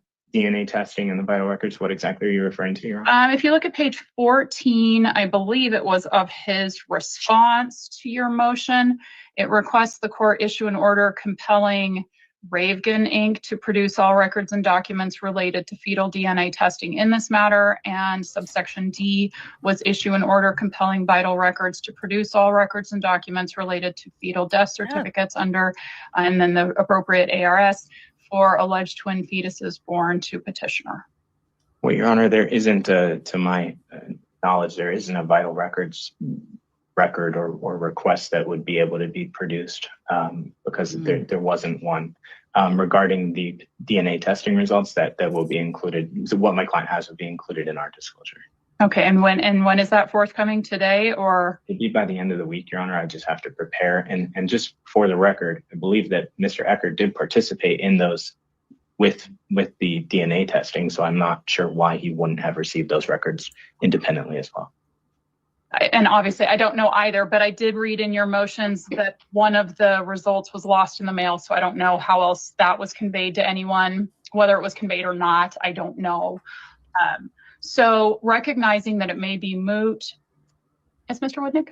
If you can help us, smarter than the associate whispered in my ear that Jen requested you to release the information. So if Your Honor would be inclined to, since Mother's obviously now cooperating, if Your Honor would be inclined to endorse or include language in there, I'm happy to shepherd it over to RabGen, directing them produce all records related to any DNA tests taken by. I like that. He was like, actually just make it so I can contact them because she's fucking worthless at sending stuff in.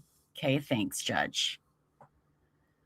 Mr. Echard and or Miss Owens in the past 10 months, whatever it's been, that would be our request. And Your Honor, for the record, I don't have an objection to that. I believe it would be an appropriate disclosure. Okay, well, go ahead. The other thing in our request was we had wanted Mother to sign the requisite fetal death certificate, the verification, so we could get those records. I realize Mr. Heath can't testify, but is the position of Mother there will be no fetal death records because none were ever submitted? If that's the case, I'll let the issue go. I'll address it at trial, but him testifying doesn't really cut it on that issue. If not, we need confirmation from the state of Arizona that there are no fetal death certificates. Mm-hmm. And Your Honor, that is correct. And on that note, and I haven't addressed this with Mr. Woodnick, but I think it might be appropriate for us to amend our initial petition just for clarity at this point and to make sure that all parties are on the same page with what's being pled. So I would ask the court for leave to amend our petition just so that we could make these points clear in anticipation, although I do believe the discovery and her deposition will probably do that to an extent. I believe it's appropriate for us to make that clear in the pleadings as well. And what are those intended amendments, counsel? Your Honor, the amendments would be just outlining the new circumstances. Obviously, her petition was filed predating any sort of miscarriage or likely even a lot of the care surrounding the pregnancy. So it would be to make those things more clear. And also, Your Honor, I don't believe there were attorneys at the beginning of the case, so it would be to make sure that we're explicitly requesting attorney's fees as well. Okay. Don't you think your motion to dismiss addressed that? Your Honor, I think the motion to dismiss did address that in part, and it did request attorney's fees for the motion to dismiss. But if we're going to request it for the entire case, I believe amending the petition would be appropriate. I'll also note, I believe the respondent was just allowed to amend his petition a month or two prior. So I don't believe that it would prejudice anyone with us scheduling the trial out so far. I'd have no objection getting it done in a week.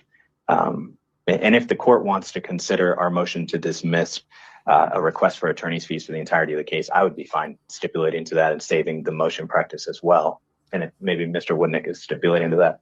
She wants to make, if Your Honor wants to consider her claim for attorney's fees at trial, I have no issue with that. I have an issue with amending a paternity petition, which was perjured, because I don't want to be precluded from addressing the perjurous statements in the paternity petition. If they want to amend it, that's fine, but I'm not ignoring, and nor do I think I have to ignore what was signed and filed with this court originally and then repeatedly prior to us coming here today.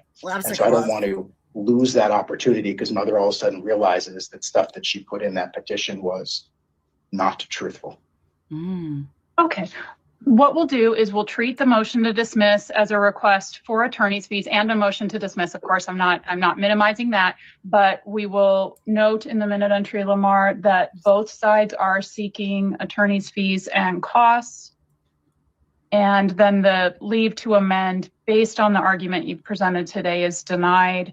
In the event you need leave to amend for some other reason that doesn't change the alleged facts that were presented back in August, then of course, I'm not precluding you from filing a separate motion to amend. I'm just denying your request as it's given to me today. Understood, Your Honor, if I may. I just want to be clear. My intentions are not to change any of the facts that were originally pled, just to expand on the facts that were originally pled. I just want to make sure I'm clear on that for the record. I understand. All right. Now, with regards to disclosure, since we're set out now in June and we've got the deposition March 1st, when's an appropriate disclosure deadline? I don't know how much. It sounds like everything maybe still needs to be done, but truthfully, this is not a complex case. It shouldn't take very long. You're going to get HIPAA responses, so I guess I'll leave this one too. So don't know what we're getting, but if we get HIPAA responses, I guess the burden is now on us to take those HIPAA responses and go to the listed doctors that she said. I'm concerned that that's going to take some time. If she's having the HIPAA release today. Yeah. Do you have an inventory of what you can disclose now? Okay. Okay, He's like, that's nope. fine. So obviously March 1st is a pivotal day. Why don't we we'll set the disclosure deadline 30 days, Lamar, 30 days before trial. And that is, for any disclosure beyond that deadline will be precluded. However, the parties are to complete initial disclosure no later than 45 days from today's date. So that gives you guys about 30 days after the depo. And then assuming that there may be additional depots that need to be done. I was going to say. Are there any questions about that schedule? Oh, yeah. Just my last comment, and appreciative of your time. Just so the court's aware, I have every intention of taking this HIPAA release because I sent a bunch of them originally because there's a bunch of doctors that you claim. I'm just going to reproduce it and repopulate it. Is that okay, Corey? I'm just going to call everybody.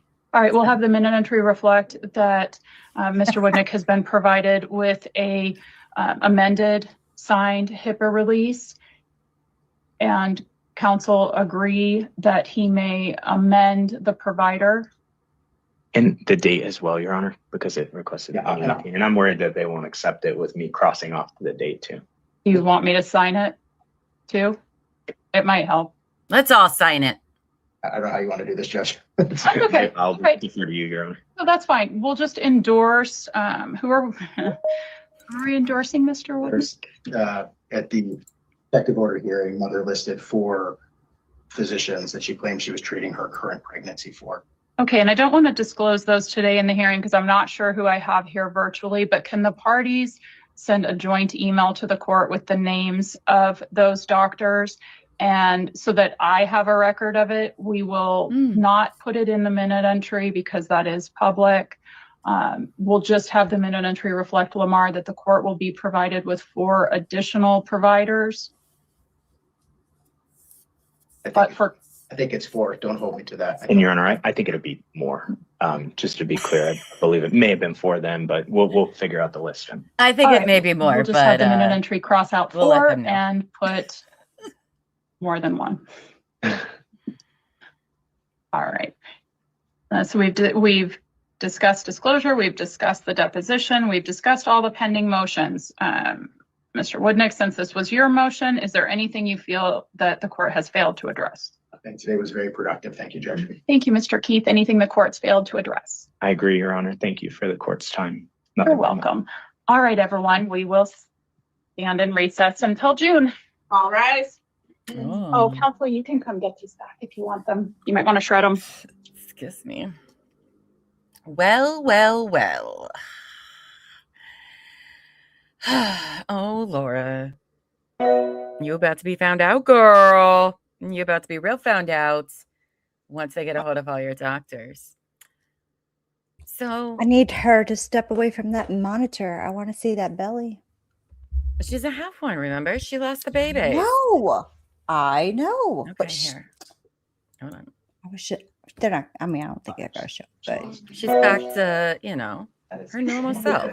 I can't even. That is an option. I can't even remember last week. my tummy never would weigh that far. I was like, who am I to tell her? She uses it against Bell Temple instead. Your cute little conversation. No, it's fine. I just was. Sometimes I'm like, how in the world do you remember? We have hordes, droves, and bevies of doctors. Yeah, I doubt it. Okay. Wow. All right. So let's talk about the dumb shit that was brought out in this stupid thing. So apparently, Laura had a miscarriage months before the middle of November. What are the odds? And she didn't know, guys. She didn't know. So that would put this miscarriage happening sometime in September and October, which, if we go to everything we know, there were still plenty of reasons that this would have been noticed by somebody that she had a miscarriage, because she would have been 3.5, 4 months pregnant come September. Guess what they do? Lots of ultrasounds. Lots of listening for heartbeats, all of that. There's no fucking way any doctor, I don't even care, it could be your fucking neurologist. All right. What?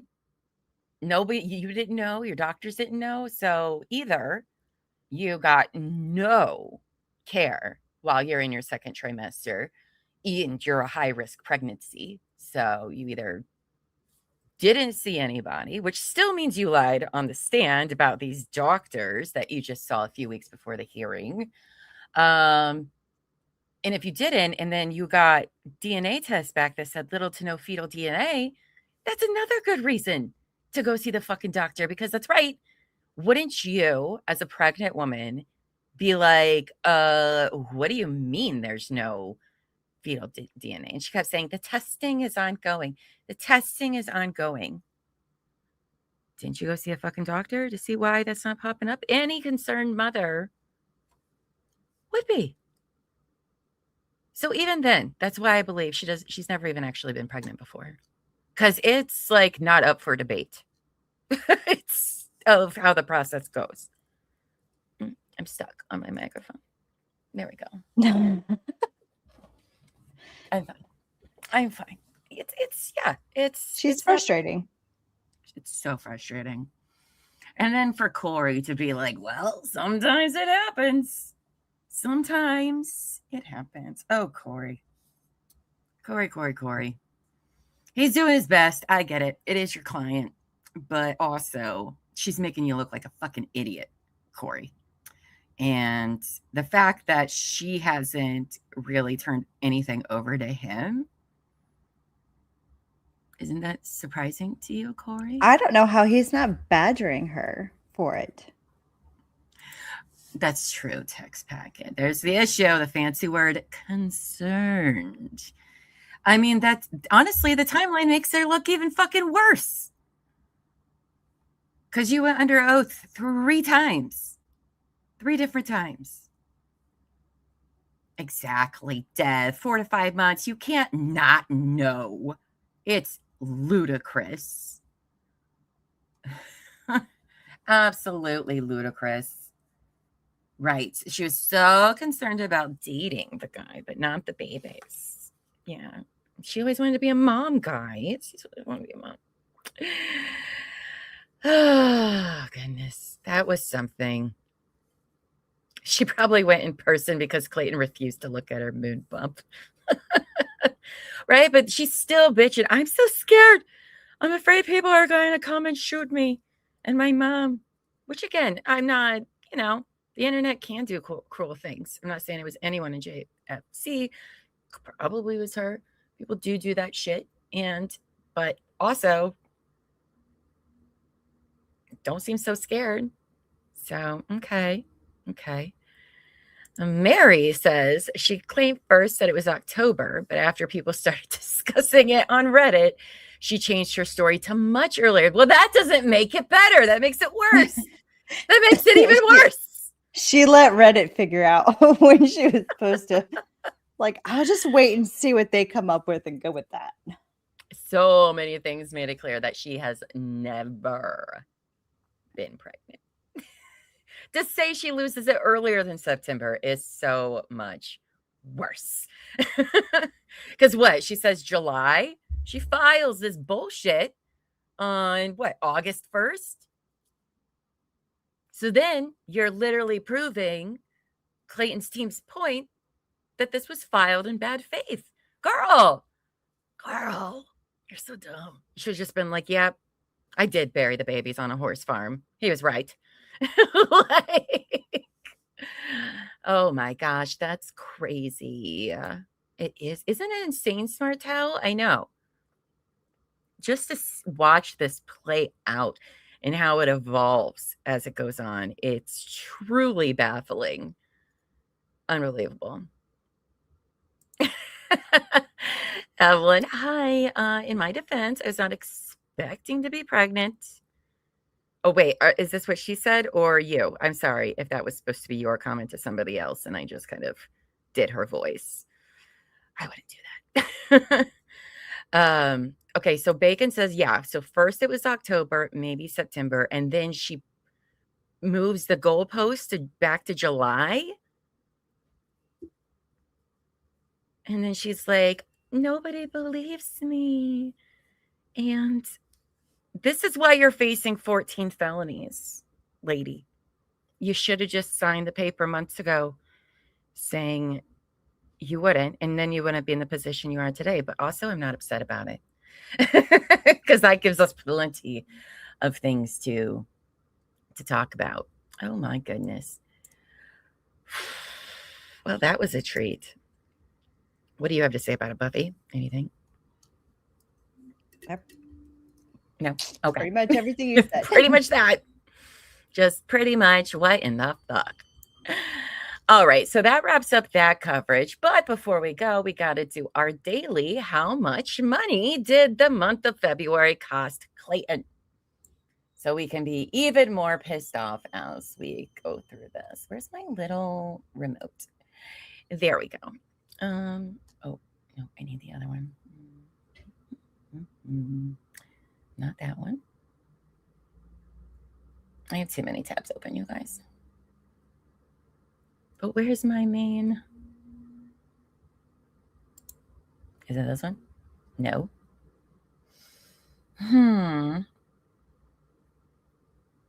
No. Ah, there we go. You guys can take a guess of how many windows and tabs does Llama have open on her computer? A lot, because Elbow Feet yells at me all the time about it. Be like, oh, no wonder stuff's running slow. And I'm like, yeah, I know. All right, so let's see how much Clayton spent. So at the beginning of this show, he had spent over $20,000 in 2 months dealing with her bullshit, which now she says, I had been pregnant for quite a while. Another reason to be super pissed off about this. All right, so we go into, oh wait, where's my notes? Because I think I made notes on some of these.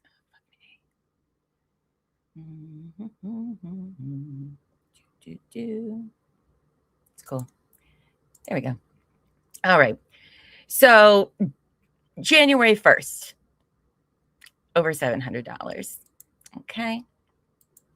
Now, oh, by the way, in this little note on their thing, it says that, you know, they were calling Crime Stop in the AM for them to be at the depo hearing. So I thought that was interesting.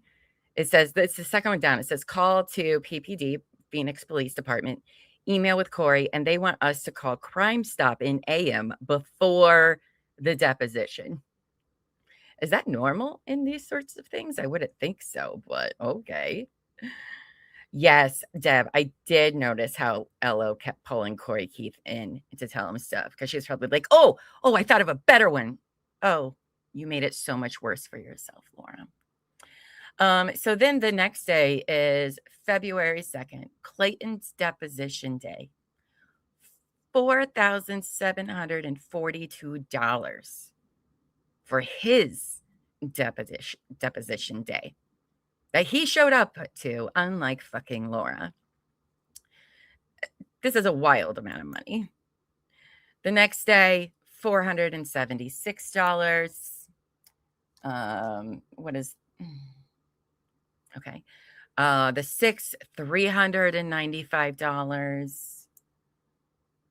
Okay, those notes don't come till later. Okay, some more monies. Don't worry, none of these are very exciting things. The 12th, another $1,000. Why not? Just another $1,000, guys. Then on the 13th and 14th, so this is interesting, right? Because the 14th is when the twin babies were supposed to be born. Laura wrote that stupid fucking article about from Miscarriage to Mockery. And if you look here, it says that there is the very first part here on 214, legal research and case law review, draft letter to Corey regarding settlement. Edits to draft letter to Corey regarding settlement. More settlement talks happening, which I assume also include her saying something she's never been pregnant. But these are more outs that they're basically trying to give her, right? So the next day, why not? Another almost $900. Here they're drafting a letter to a potential expert, which I think is interesting. More monies, of course. I guess it's a cheaper day, if you want to call it that, but barely.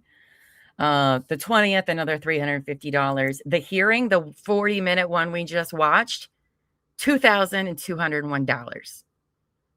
Okay. And again, I'm not saying that they don't deserve this money, but it's outrageous in this case because we know her stuff's all fucking bullshit. You know, she could have settled it how many times? And here she just made up a whole new lie. So that's awesome. And then the rest of the month, they're just basically prepping for her deposition, which happens on March 1st. I think they said, 26, there's $23,000. So, there's also a draft letter to Sarah, the second one down there. Is that the sister? A draft letter to Sarah, the sister? I think it is. Ooh, interesting. They also call Scottsdale perinatal. And as you can see down here at the bottom, he's meeting with Mike Maricini, Woodnick is. So I think that's interesting. But then above them, it says interview with witness MM. But I don't think that's Mike. I think it's the other guy who we will not mention because they do not want to be a part of anything.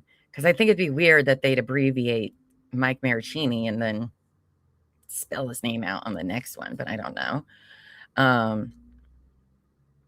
Let's see. And then another $1,500. Was there anything? Oh, here he makes phone calls with Colin. Remember Colin, Mike's brother-in-law? That guy.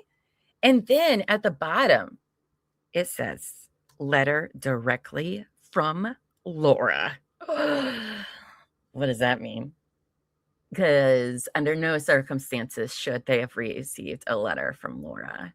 But they receive a letter from Laura, full staffing with team, email to Corey, call with Clayton to discuss the letter, and sent during call, gave permission to release letter at our discovery. I love that for us. Do we get to read that? $455 for a letter. Yeah, right? For her dumbass fucking letters she writes all the time. Her novels. It's crazy. On the 28th, another $2,500. And the 29th, another $15,000. Bringing, because it was leap year. So this is how much the month of July cost him. Are you guys ready? Beginning number was $20,000 at the beginning of February. At the end of February, the whole February total was $21,000. And now his total attorney fees is $42,000. For all that bullshit we talked about today. That's a lot of fucking money. And that's crazy. That really pisses me off. It really, really, really pisses me off. Because they want to sit there and accuse him of like racking up attorney fees. Like, really?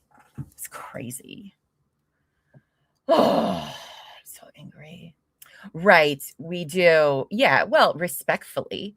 You know, I mean, I don't blame people who don't want to revisit this. Like, I think that people that want to be left out of the story, completely respectful. People that want to be known in the story, also completely respectful. You know, it's like with any victim, because all of these people are victims, you know, it's up to them if they want to say or do something. It's none of our fucking business if they want to or not. You know, that's how I feel about some of the other guys. It's like, I don't fucking blame you. I'd want to move on with my life and not deal with this. It doesn't make them better or less than, you know, Mike, Greg, or Clayton. And I definitely respect anyone that doesn't want to be identified and they're a victim. So, of course, her backdating her miscarriage in July doesn't explain her standing during the hearing and claiming to be 24 weeks pregnant with the belly. Well, Mary, don't be silly. She just didn't know that she miscarried. That's all. She just didn't know. So she thought she still was, but I'm just kidding. Obviously, we know that doesn't make any sense. Bacon Boots says that's what she emailed Clayton. She'd sue Clayton for $1.4 million if he didn't drop the case. Okay. Wow. That is an extortion. How is it not? That is crazy. Puffy, $1 million. Wow. That is just, oh my gosh. That's crazy. That's insane. I know. Have we ever seen Laura's bills? I haven't come across it, but I also don't really like read too far ahead, so I don't know. Do we ever know how much she ended up? I mean, if we go based on the guys, I mean, she had to be racking them up. So interesting. She just needs to pick which perjury charge she wanted. You guys, but she didn't want to sign the affidavit because she didn't want to commit perjury, because perjury is bad. It's perjury on her terms. Right? All right, friends, we are going to wrap this up now. It's been a long day. So what we're going to be covering next week. So on Tuesday, as we said, we're meeting up with the lovely Bacon Bears. You can watch us and hang out with us all three. I think it's going to be a fun, silly time. I can't wait. We're just going to be talking about our opinions and being, kind of noobs to the case. We're in different parts of the storyline, so I think that's going to be very fun. And then when we return on Thursday of next week, the next few days of that week is going to be wild because things really start heating up because Laura does her deposition and then Corey withdraws for some reason as her attorney. I wonder what that reason is. What do you think, Buffy? Oh, I think I know. I think it's something. Does she call the cops on him? Does she accuse him of some kind of horrible sexual assault? Does she report him to the bar? Does, the answer is E, all of the above. No, I don't know what else she does. I know that he leaves though. And then her infamous attorney, David Gingras, enters the story and he comes in hot. Just like a wrecking ball is what happens. And from then on out, it's just bananas. If you think what we've already covered, it couldn't get crazier. Well, I've been told to buckle up because we're going on another fucking crazy ride. So I'm very excited about that. Sounds like a very high standard. Right? Like it's already been a crazy ride. I don't know about you, but I'm just sitting here today what is going on? It's so crazy. She makes my brain hurt. I can't imagine dealing with her like everybody had to, Yes, lots of love and lobster claws for everybody. Like a wrecking ball or like the Kool-Aid man? Well, both. You should check the bonus episode that has the audio of her deposition for Love Trapped. Oh, all right. I just want all of the deposition tapes. Right. Okay. Yeah. I'll definitely listen to that over the weekend. Again, the only reason we haven't moved forward with our Love Trapped is because we know it's covering some of, the things that we're trying to be not in the know about yet. But since there isn't, when it comes to her deposition, I'm absolutely going to be listening to that. He actually makes things worse, but more entertaining. I love that for us. I do. It's the gift that keeps on giving. So I like tragically messy, entertaining lawyers.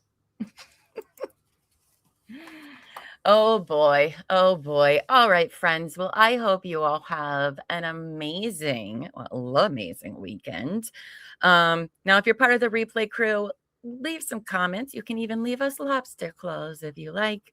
Over the weekend, if you're the replay crew and you're watching and you got comments, we want to read them.